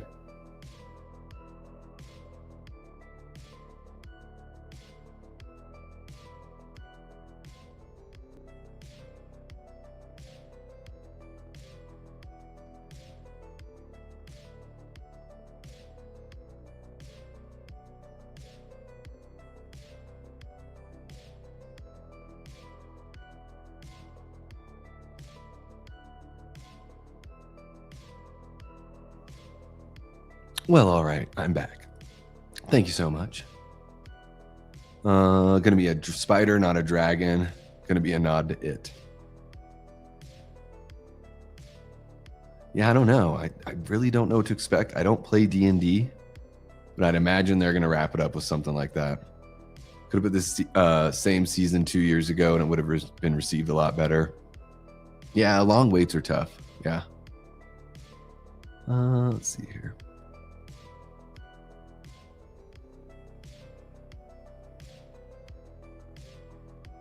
My parents are, oh, sorry. Why did I say why did I see my parents? Maybe that's something else there. My favorite scene in the entire series will go away to the Mind Flayer. Yeah, are we even going to see that thing ever again?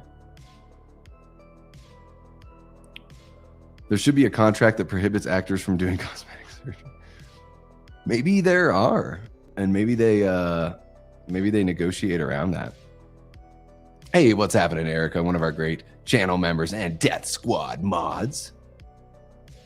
Yeah, I don't know what that would have to do with her top lip being completely different, but yeah, they've been trying to hide the fact that she's full-on woman since season 4 for sure.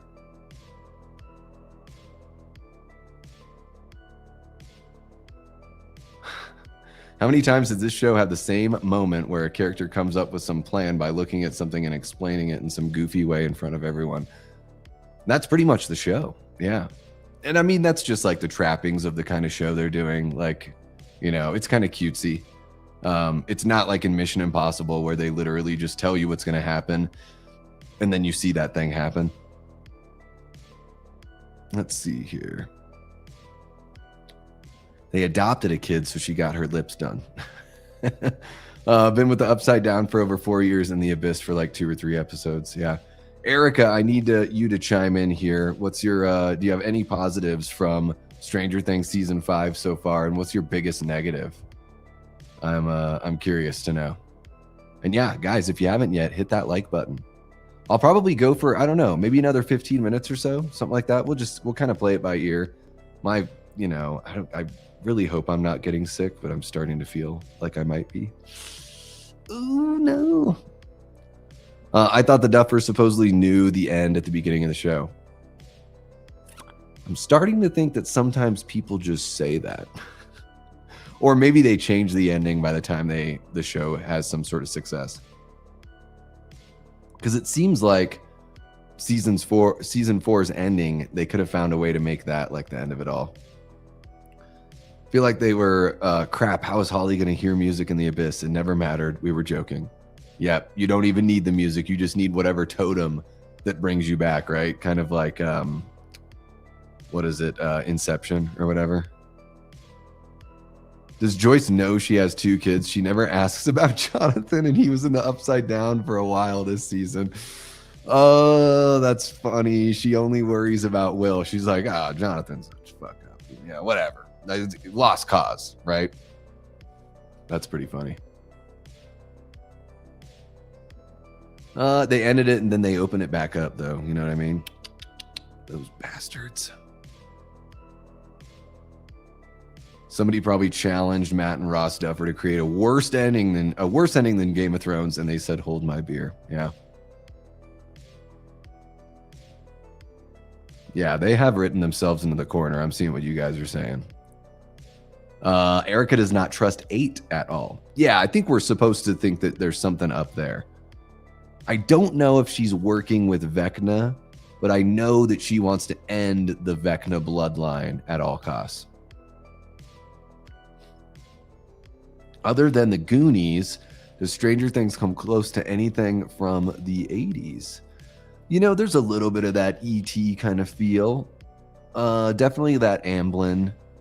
Yeah, I mean, the Goonies is a good launching pad. I mean, there's a lot of stuff in the 80s that had, you know, kids doing adult things and adult things and like solving their own huge problems, you know, and banding together, that kind of stuff. So even, you know, the Goonies, yeah, E.T., I would say like even like the Monster Squad has some of that.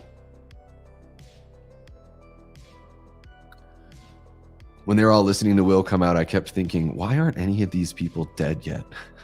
I thought they were going to kill Will in like episode 4 of season 5. Like that's what I thought was going to happen. I thought they were going to like raise the stakes right away by cutting off like his Vecna's first connection to Hawkins. Sometimes it takes me 12 hours to create a voicemail message. It's pretty funny. All right, so here we go from Erica. 0 kills this season, and I'm disappointed. I want to be totally crushed and in 3-day depression over these deaths. Give me the kills. But could they even deliver that in a finale to where you wouldn't be like, well, now it's too much because they just pack it all into one episode? That's what I worry about. If they just lay waste to like half the characters in the finale, I'm going to think that's kind of a cop-out and kind of cheat. So it's like we made you watch all these episodes and then we're just going to do this anyways. I think they are playing it way too safe and that we're not going to see very many deaths. Yeah, he's really good. He is really, really great. Solid performance in every form. Yeah. Let's see here. GHX11 Gamer says Stranger Things season 5 final trailer release date, bro. I don't know. Wait, did it already come out? Did they just put it out today and I've totally missed it? I wonder. If they did, I want to cover it on the channel. I'm not seeing anything brand new, at least on Bloody Disgusting's page, but let me know, guys, if they've released a a new trailer, or you just asking me. You could just be asking me when. I don't know. I don't know if they're going to release a trailer for the finale. I mean, because, right, we're going to see the finale in like 2 days. So, no, they're not going to give us any sort of trailer. Hey, thank you so much for subbing, man. Really do appreciate you. I go live quite a bit, and I love sharing the platform and sharing the podium with everyone in the live audience. Like, it's one of the big things we do over here is when I go live, I really do want to have that discussion with you guys. And yes, there are going to be times when I just launch into something, but I try my best to keep you guys as involved as possible. And yes, thank you, or welcome on in as well. The Fromaholic Fletcher. So everybody that hangs out here, because it's Davey Death Ray, y'all are called the Death Squad. So welcome to the Death Squad. And I don't know if you do Discord or anything like that. We watch a lot of movies on Discord. We've actually been watching this newest season of Stranger Things on the Discord, which has been very sweet. That we call her affectionately Trashbox Mandy has been streaming that for us. So if you do Discord and you want to get to know people in the community better, Erica should have a good working link for you for sure.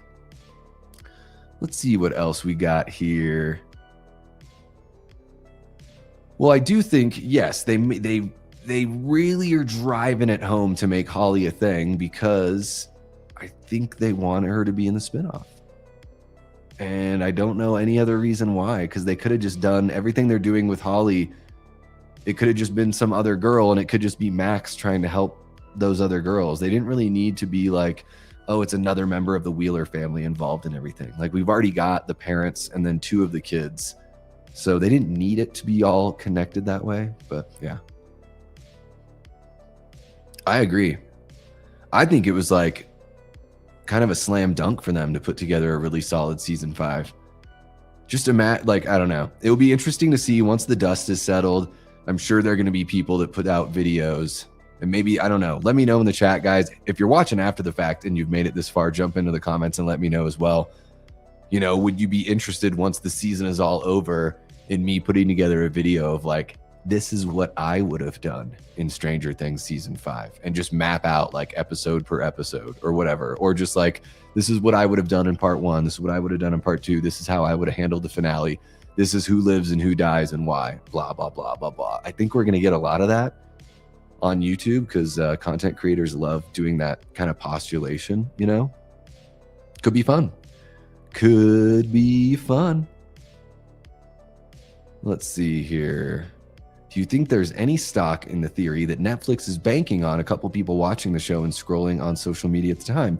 Therefore, they're doing more explaining. I've heard that Netflix has been pushing that. Is it Netflix, or maybe it was some other group that was pushing that for like the movies that they make? And maybe they are, but I'd like to think too that Netflix would be like, people really love this show. We don't need to assume they're going to be on their phones, looking at their phones while they're watching the show, because they've turned Stranger Things into an event. At least within all the people I know in my little orbit here on YouTube and in my real life, it's way more of an event and something that people like can't wait to watch. So they're not really pulling out their phones, while they're watching. But I've heard that either Netflix or somebody, I've heard that does happen with some of the movies they make, some of the content they make.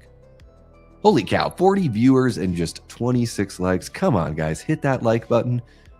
The great thing about doing that, well, there's a couple great things. It's free, so that's awesome. And the more people that hit that like button, the more people like the Fromaholic Fletcher, who maybe I'm guessing this is their first time in a stream, they're going to find us because you guys are hitting that like button and engaging with the chat. I seriously think these people are over Stranger Things. Well, I do think the actors are giving it their all. I just don't know if behind the scenes in the writing room, they were really considering everything.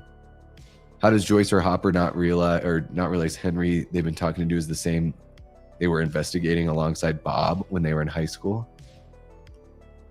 That is a thing too, that they haven't really mentioned, that they even knew who this Henry character was,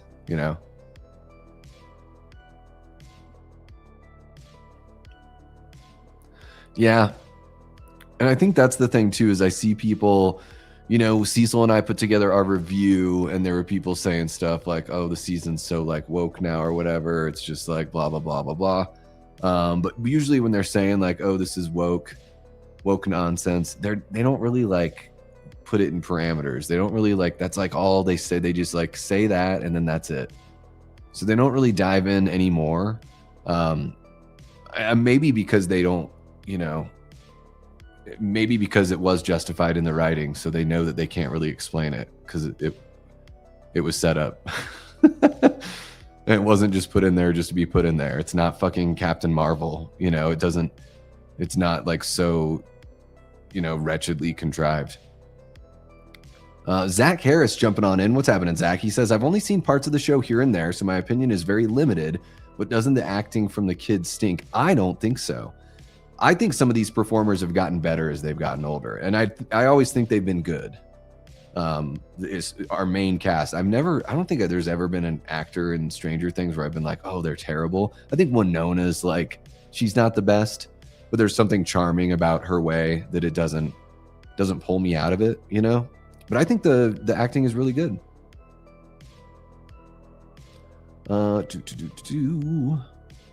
There you go. Erica's got the Discord link. Perfect. Yeah, I think Welcome to Derry did a really good job. Started off a little slow, but man, by like that 4th episode, the rest of the season was just banger after banger. And I hope the Crystal Lake show picks up some, you know, Brad Caleb Kane worked as a co-showrunner on Welcome to Derry. He's the sole showrunner on Crystal Lake, and that makes me feel good about the potential for Crystal Lake. Let's see here. Positives from Erica. Derek, love him. And I like that Dustin and Steve stopped fighting. Negatives are all the yapping when they should be running, Max and Holly. There's that. And what about Jonathan and fucking Nancy, Erica? Does that just drive you as crazy as it drove me? Max could have like walked Holly to that portal too. Would have been okay, you know.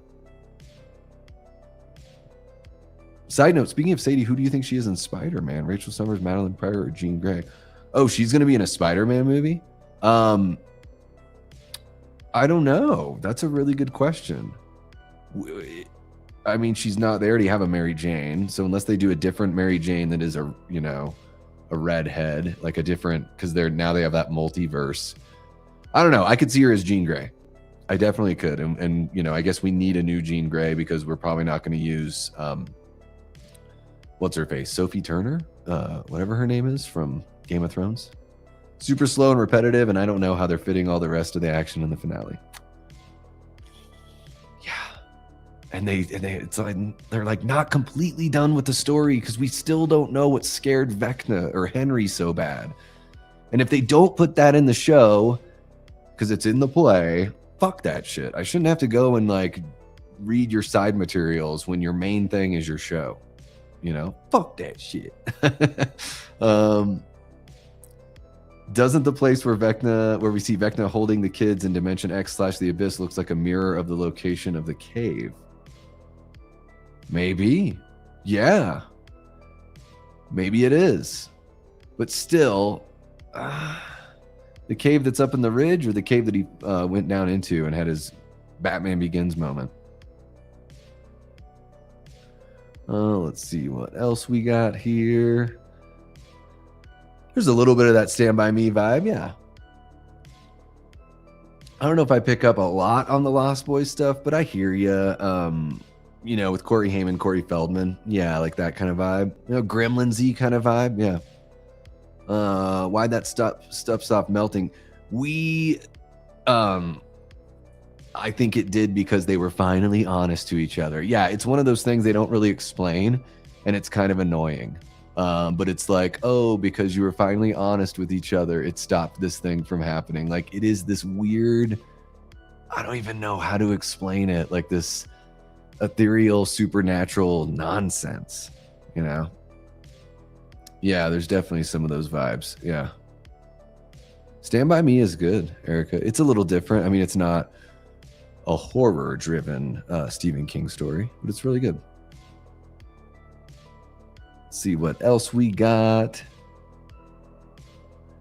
Wild Man Beyond says, I heard a rumor that a Prince song might be used in the final episode. Better him than Kate Bush. Well, we definitely got enough of the Kate Bush. I wonder which Prince song they would use if they use a song.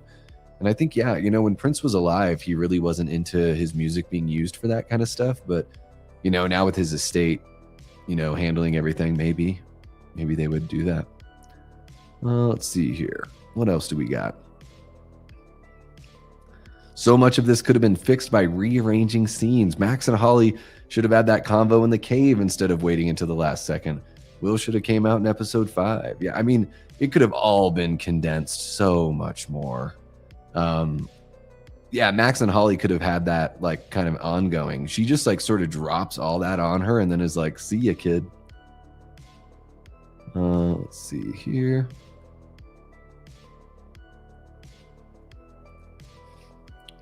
Well, the thing is it's been a part of his character for multiple seasons, and they do a really good job of setting up the fact that if he keeps this thing a secret, it is what helps Vecna have the edge on him. You know, it's Vecna had the edge on the characters in season 4 that he killed because of the secrets they were keeping and the things that they weren't, you know, the things they were hiding. So it's been very well, I think it's been very well weaved into the show. It's not coming out of nowhere. If it came out of nowhere, I would understand what you're saying here. But he's basically like, shoot, if I keep this thing a secret, Vecna's going to beat us for sure, because he's going to have that power over me. The only way I can even the scales or get an advantage on him is if I'm not hiding and feeling shame about this part of me. I have to get it out here. So I think it works really well. And I don't think it's more about keeping the secret than whether or not the sexuality gives you an edge. Do you know what I mean? Hopefully that makes sense. I think it makes sense. It's more about keeping the secret, and that's Will's secret, and we've known for a while. So I think it's a pretty good payoff. I just think it shouldn't have been buried in a bunch of bullshit that we've seen in the 7 episodes we've gotten so far. Let's see here. I'm going to catch up with you guys because my voice is already starting to go. We're getting close to the 2-hour mark. I want to make sure I'm not missing anything good. 8 can make people see things that aren't there. And in 2, she had a strong influence on 11. And in this season, she's pushing Hopper to let 11 do whatever and trying to have more influence on 11 again. Yes. Yeah, she wants 11 to kill Vecna, and then she wants to kill 11, I think. Or she just, even if Vecna dies, she wants 11 to go with him for sure. And maybe even herself. I don't know, because Kali doesn't have Henry's blood, or does she in some way? So maybe they all got to go. I don't know.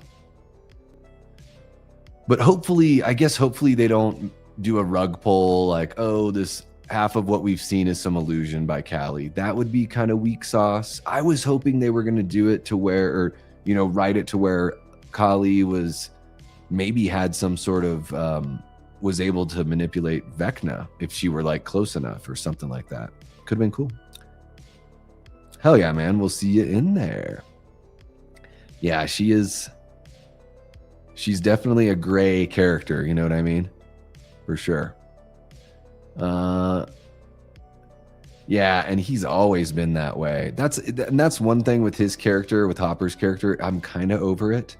But I said early on, I think one of the big themes, especially of this season, is going to be learning to let go.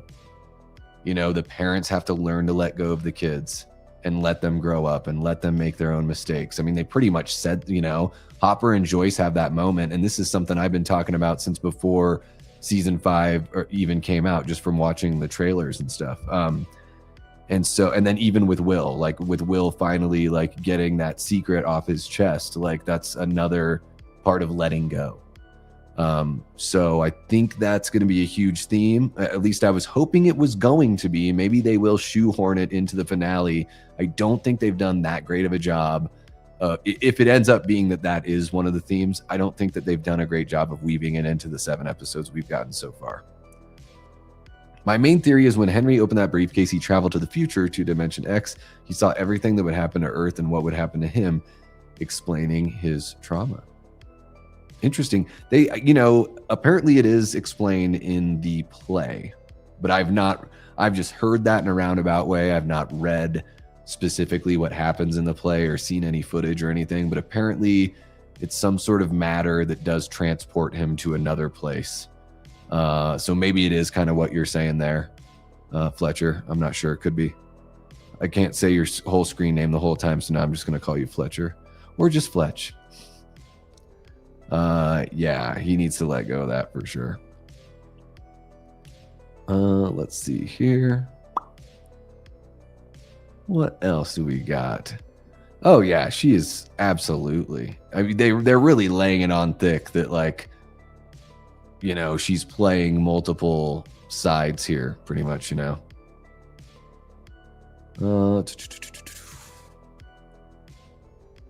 What else do we have here? I think it's Thessal Hydropala. I don't know. I don't even know if that's. I think that was something that Fletcher was saying was his theory. So I don't know for sure. And I mean, hopefully we see some sort of big crazy monster. It would be awesome if we did. I don't even know if they're going to get to that point though, because does that mean the kids are all dead once the monster's like loose? I don't know. So we'll see. True. This is all true. The play explains Henry's connection to people and how he ended up with Brenner. Okay. And so for some reason I thought it explained what was in that briefcase. So I could be wrong about that too, guys. I have not seen the play or read like a detailed synopsis or anything like that. Henry Creel even dated Bob's sister back in high school. This is just bad writing. They don't even acknowledge that they remember anything about this guy. Did they know that it's Henry? Like, I'm starting to think, do Joyce and Hopper even know about the connection? Or is that just something that the kids know about and we know about? I don't know if they know.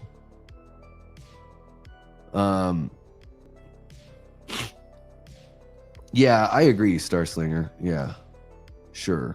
No, yeah, you're dead on. That's basically what I'm saying too, is like, if you're just gonna say that and then not offer an explanation, it doesn't hold much water to me. And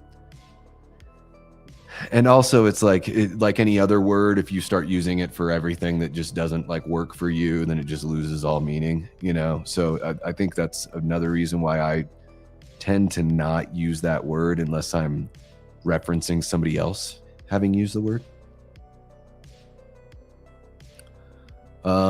She was probably better in the 80s. She has a style. I just don't think she's the greatest actress. I'm sorry. She does have her style, though. The unproposal was sweet, I guess. Lol, very drawn out. Yeah, dear God, it took for fucking ever, dude. Stranger Things walked so Derry and weapons could run. Okay. Well, yeah, I mean, Stranger Things has done a lot for streaming television. I will say, yeah, I think that's correct. I just wish this last season they would have, held up their end of the bargain. Okay, let me catch up with everyone. I'm waiting to see what Derek has up his sleeve. When Holly was recaptured and had her crash out with the kids, Derek hesitated to admit stuff, and I think he has a plan. I was saying that a little bit earlier too, Erica. Someone was asking me what I thought about Derek, and I think he's waiting for certain pieces to fall in place before making his move. But I still think he's on Team Holly. He just knows how to bide his time and wait for the right moment. Yeah.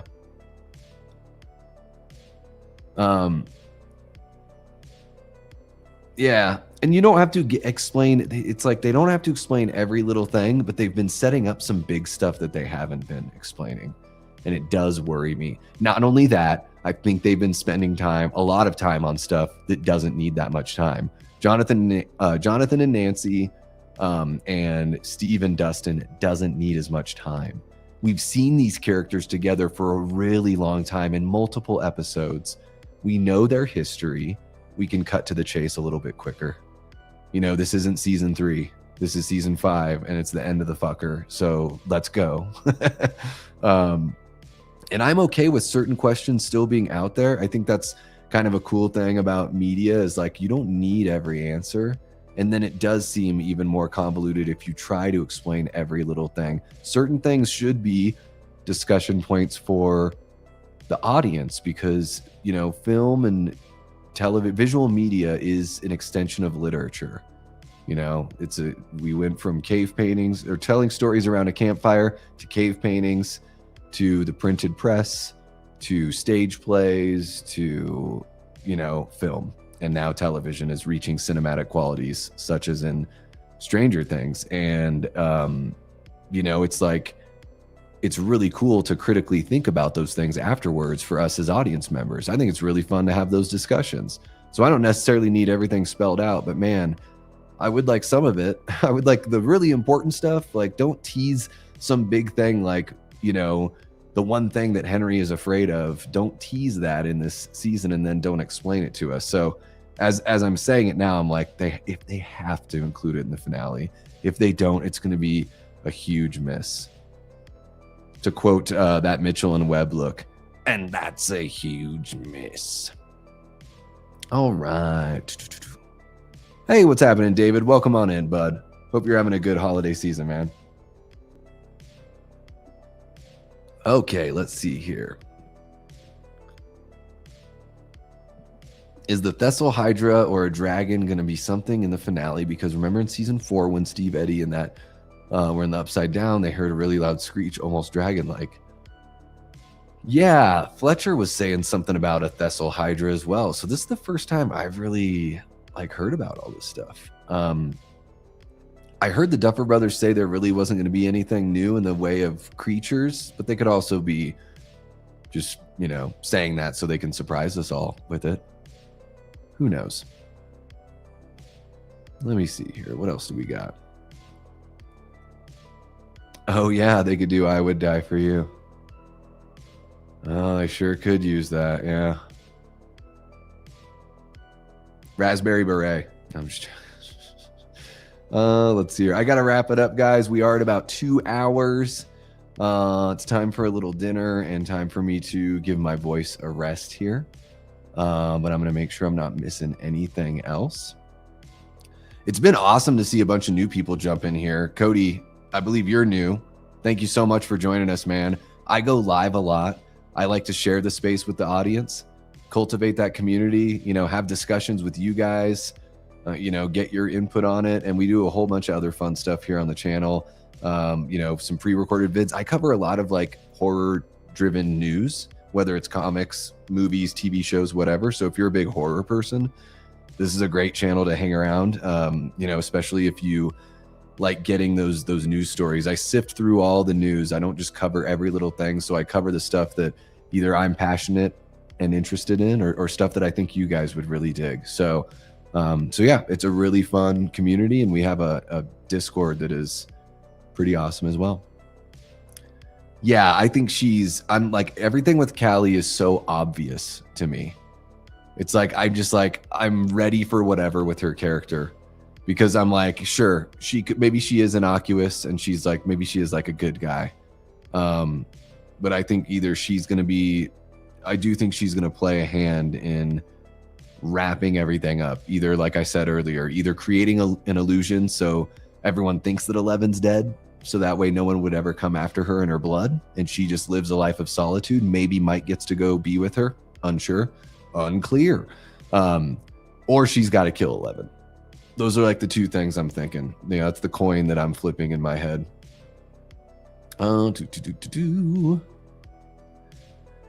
Yeah, that would be cool. Okay, so they don't explain what he saw in the play, only that he vanished for 12 hours, just theorizing he went to the future. Okay. He had one of those trippy moments like in 2001 A Space Odyssey where Dave gets to see the entire universe being built, essentially, or whatever that's supposed to be. Yeah, I'm not the biggest Fletch Lives fan, but I love Fletch. The original Fletch is amazing. I watch it like twice a year. It's one of my favorite comedies of all time. And I really like the John Hamm Fletch. I think it's called Confess Fletch. Paramount Plus. It was like a Paramount Plus direct to streaming movie. It's really funny. I've seen that movie like 4 or 5 times. I don't rewatch a lot of like newer kind of movies. Love Confess Fletch. T. Parker Evans jumping on in. What's happening, T? Hope you're doing well, bud. Says we really went from good indie sci-fi horror to Netflix's Avengers mediocrity. Volume 2 killed my excitement for the finale. I'm just curious how they're going to wrap everything up in 2 hours. And that is pretty much how I feel as well, T. So you and I, we line up on a lot of our opinions on, you know, media and stuff like that. And yeah, I'm right there with you, bud. I'm like, I'm going to watch it because, of course, I'm going to watch it. It's probably going to be the best thing we've gotten this season. But this season has been a total letdown and hasn't been very good. It's been passable, but nothing that really moves the needle, you know, unfortunately. I think Derek's going to live and Holly and Derek are going to have the spinoff. I'm calling it right now. And Erica is going to end up with Dustin. Lucas's sister, Erica, is going to end up with Dustin. That's another one I've been calling for years. We got Jay Vasquez jumping on in. What's happening, Jay? We are just wrapping up here, but you can always scrub on back to catch the rest of the stream if you want to see what everyone else's thoughts have been. We're just at that 2-hour mark, so I'm going to head out here in a second. But Jay says, I don't think things were melting because of heat. Matter was destabilizing. We're dealing with physics in the UD. When everything was restabilized, things stopped melting. But it matched perfectly with them being honest with each other. So it seemed like even if that's not what was happening, it seems like literarily, in a literary sense, that's what the Duffers were trying to say. That's what saved them, was being honest with each other. I like them together. I don't like seeing them bicker and bitch for hours. But I love them together. Like season 3, Dustin and Steve are awesome. And now they seem to be finally over their shit. So hopefully that rides out for the rest of for the one episode we're going to get. I agree with you there. Yeah, I think I said something like that earlier on. I don't think they're going to put Dustin through the whole Eddie thing again. I think most people are going to be safe here, guys. I think we're looking at like 11 dying, Murray, maybe Hopper. I don't know. Like, I think they're going to be pretty sheepish on the deaths. For sure. I don't think that's out yet. That's the animated show that I think is going to follow the series. So I've seen that it exists, but I don't think it's out. Correct me if I'm wrong, guys, because I think that's the animated show that Billy's talking about right there. Let's see here. There you go. Little Red Corvette. I just said Raspberry Beret because I think it's a cute song. It would not be a good song for Stranger Things. Have a good night, David. Hope you have a good one, man. All right. Look at that. Starslinger, new, subbed, like the vibe here. Hell yeah. It's going to be, you know what? It just gets more fun the more that people, you know, the bigger the community gets, the more fun it gets, for sure. And, you know, I'm on a trip right now, so this is like a totally different place from where I usually stream. I live in the Phoenix area, and I'm up in the north part of Arizona and Flagstaff. So here for like a creative, retreat pretty much. So yeah, usually I've got like the vibe lights and all my horror shit in the background and all that kind of stuff. And yeah, I got to get, back on the live. Well, leading up to Christmas, I was reading the Terrifier 3 novelization live, but I'm looking forward to getting back into my regular lives where we do live tier maker rankings where you guys get to actually vote on the tier maker list, which is really fun. It's super interactive and it's a total blast. Sometimes you guys make me lose my mind, but I like it. I like that kind of interaction. And then, yeah, a whole bunch of other topical discussions and stuff like that. And maybe even some watch parties here and there. So, Starslinger, I know you heard me say everything about Discord. We watch movies in there. And what's really cool about that is we display the movie. So, you can join us in the chat and we get to watch a bunch of horror movies. It's really cool. And yeah, welcome to the Death Squad, newbies. One of us. I love it. Gooble gobble, gooble gobble. What's happening, Shoddy? How are you doing, bud? Great to see you. I hope you had an awesome Christmas. Hope you're having a safe and happy holiday season. Let's see here. Wild prediction, now that the bar has been lowered for the season finale, it will be great. I think it's going to be so much better than everything else we've gotten in season 5. I don't see how it couldn't be. I'm still going to lament that season 5 wasn't everything it could be. I know that for sure. I don't think he's going to die. Cody, I think Steve is safe. Like I probably wrote this right before I just said it, but yeah, I don't think they're going to put Dustin through all of that. Oh, no, we're talking about, that's just the facts, Erica. Yeah, exactly. You should have ate the damn pie. I agree, and I'm hoping it gets answered in volume 3. The Upside Down has something to do with trauma and negative feelings. Well, man, that's such a huge overarching storyline and lesson for the whole series, is deal with your shit, go to therapy, have somebody in your life that you lean on. So here, I'll just go ahead. This will be my own public service announcement on behalf of the Duffer Brothers and Stranger Things. I do both. And not, therapy for me is like a really recent thing. I've always been a pretty open guy, and it doesn't mean that I tell everybody everything. It's like there's no way you can, and at some point you don't necessarily want to put that on somebody that's not a professional. I've had people come to me, and I'm like, I support you. I hear you. I'm so happy you told me. I can be as helpful as possible, but I'm not a professional. So, but yeah, I think a big thing with Stranger Things is talk to your family, talk to your friends, tell them what's going on in your life. Don't make yourself feel alone by making yourself be alone. I think that's kind of a thing too. Like, no one wants to know, and you hide away and you harbor all this stuff and you never get it out. And then you tell somebody and you realize that unconditional love can be there and that support can be there. So I think that's kind of what they're talking about in this series, is trusting others, trusting yourself, loving yourself. Not like that, dirty birds. Well, maybe too. But yeah, just sort of dealing with those issues and not trying to run away and hide. If you run away and hide, you will be consumed. You will be doomed for that. So I think that's going to be kind of the whole point of the entire series of Stranger Things. Thank you so much, Erica. Hope you have a great new year as well. And I'm sure we'll be kicking it plenty over on Discord. Yes, Bubblegum Gate, exactly.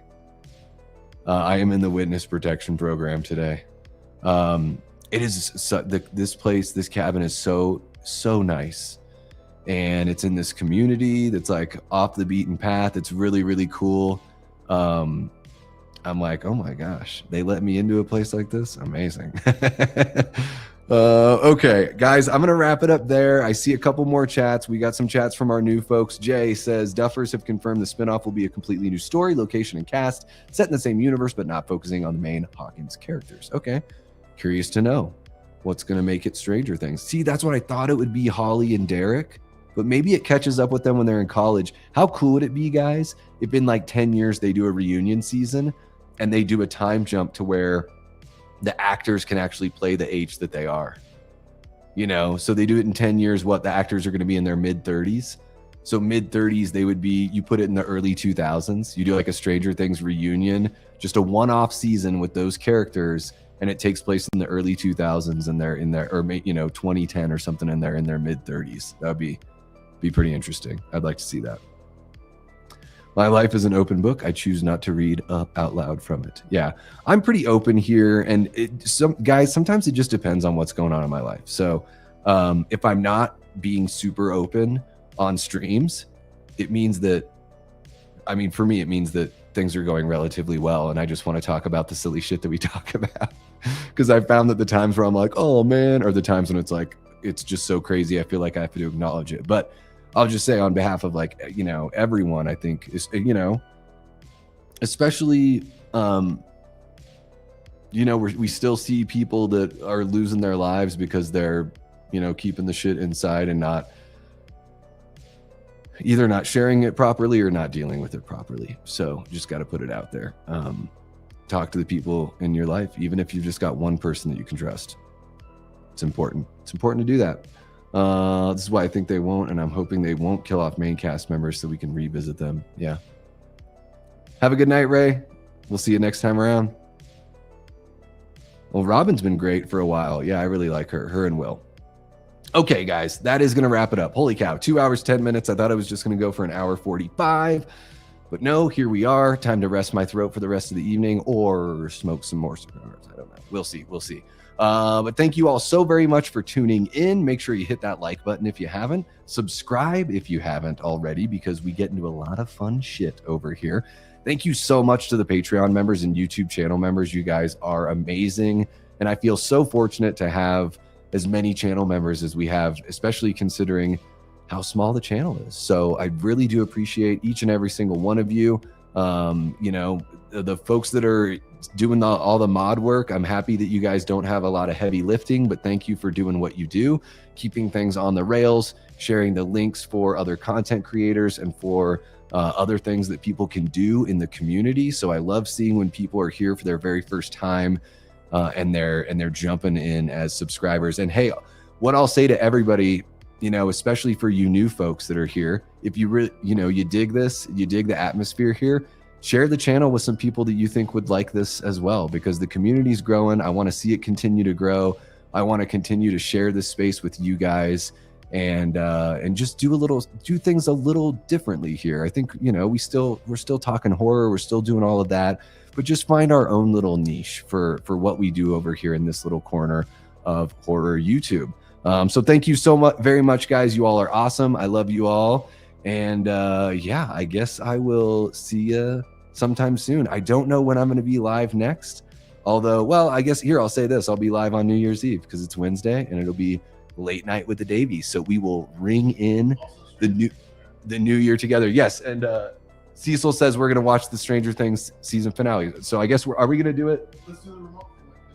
Are we going to do a watch party live? If you have a thing scheduled, yeah, let's do a live. We can do a live watch party of the finale, and we can cry tears of sadness and disappointment or happiness together then. So, all right, guys, that's going to wrap it up for this one. So you know how this goes. Until next time, I've been and will continue being Davey Deathray. Take care. Stay scared.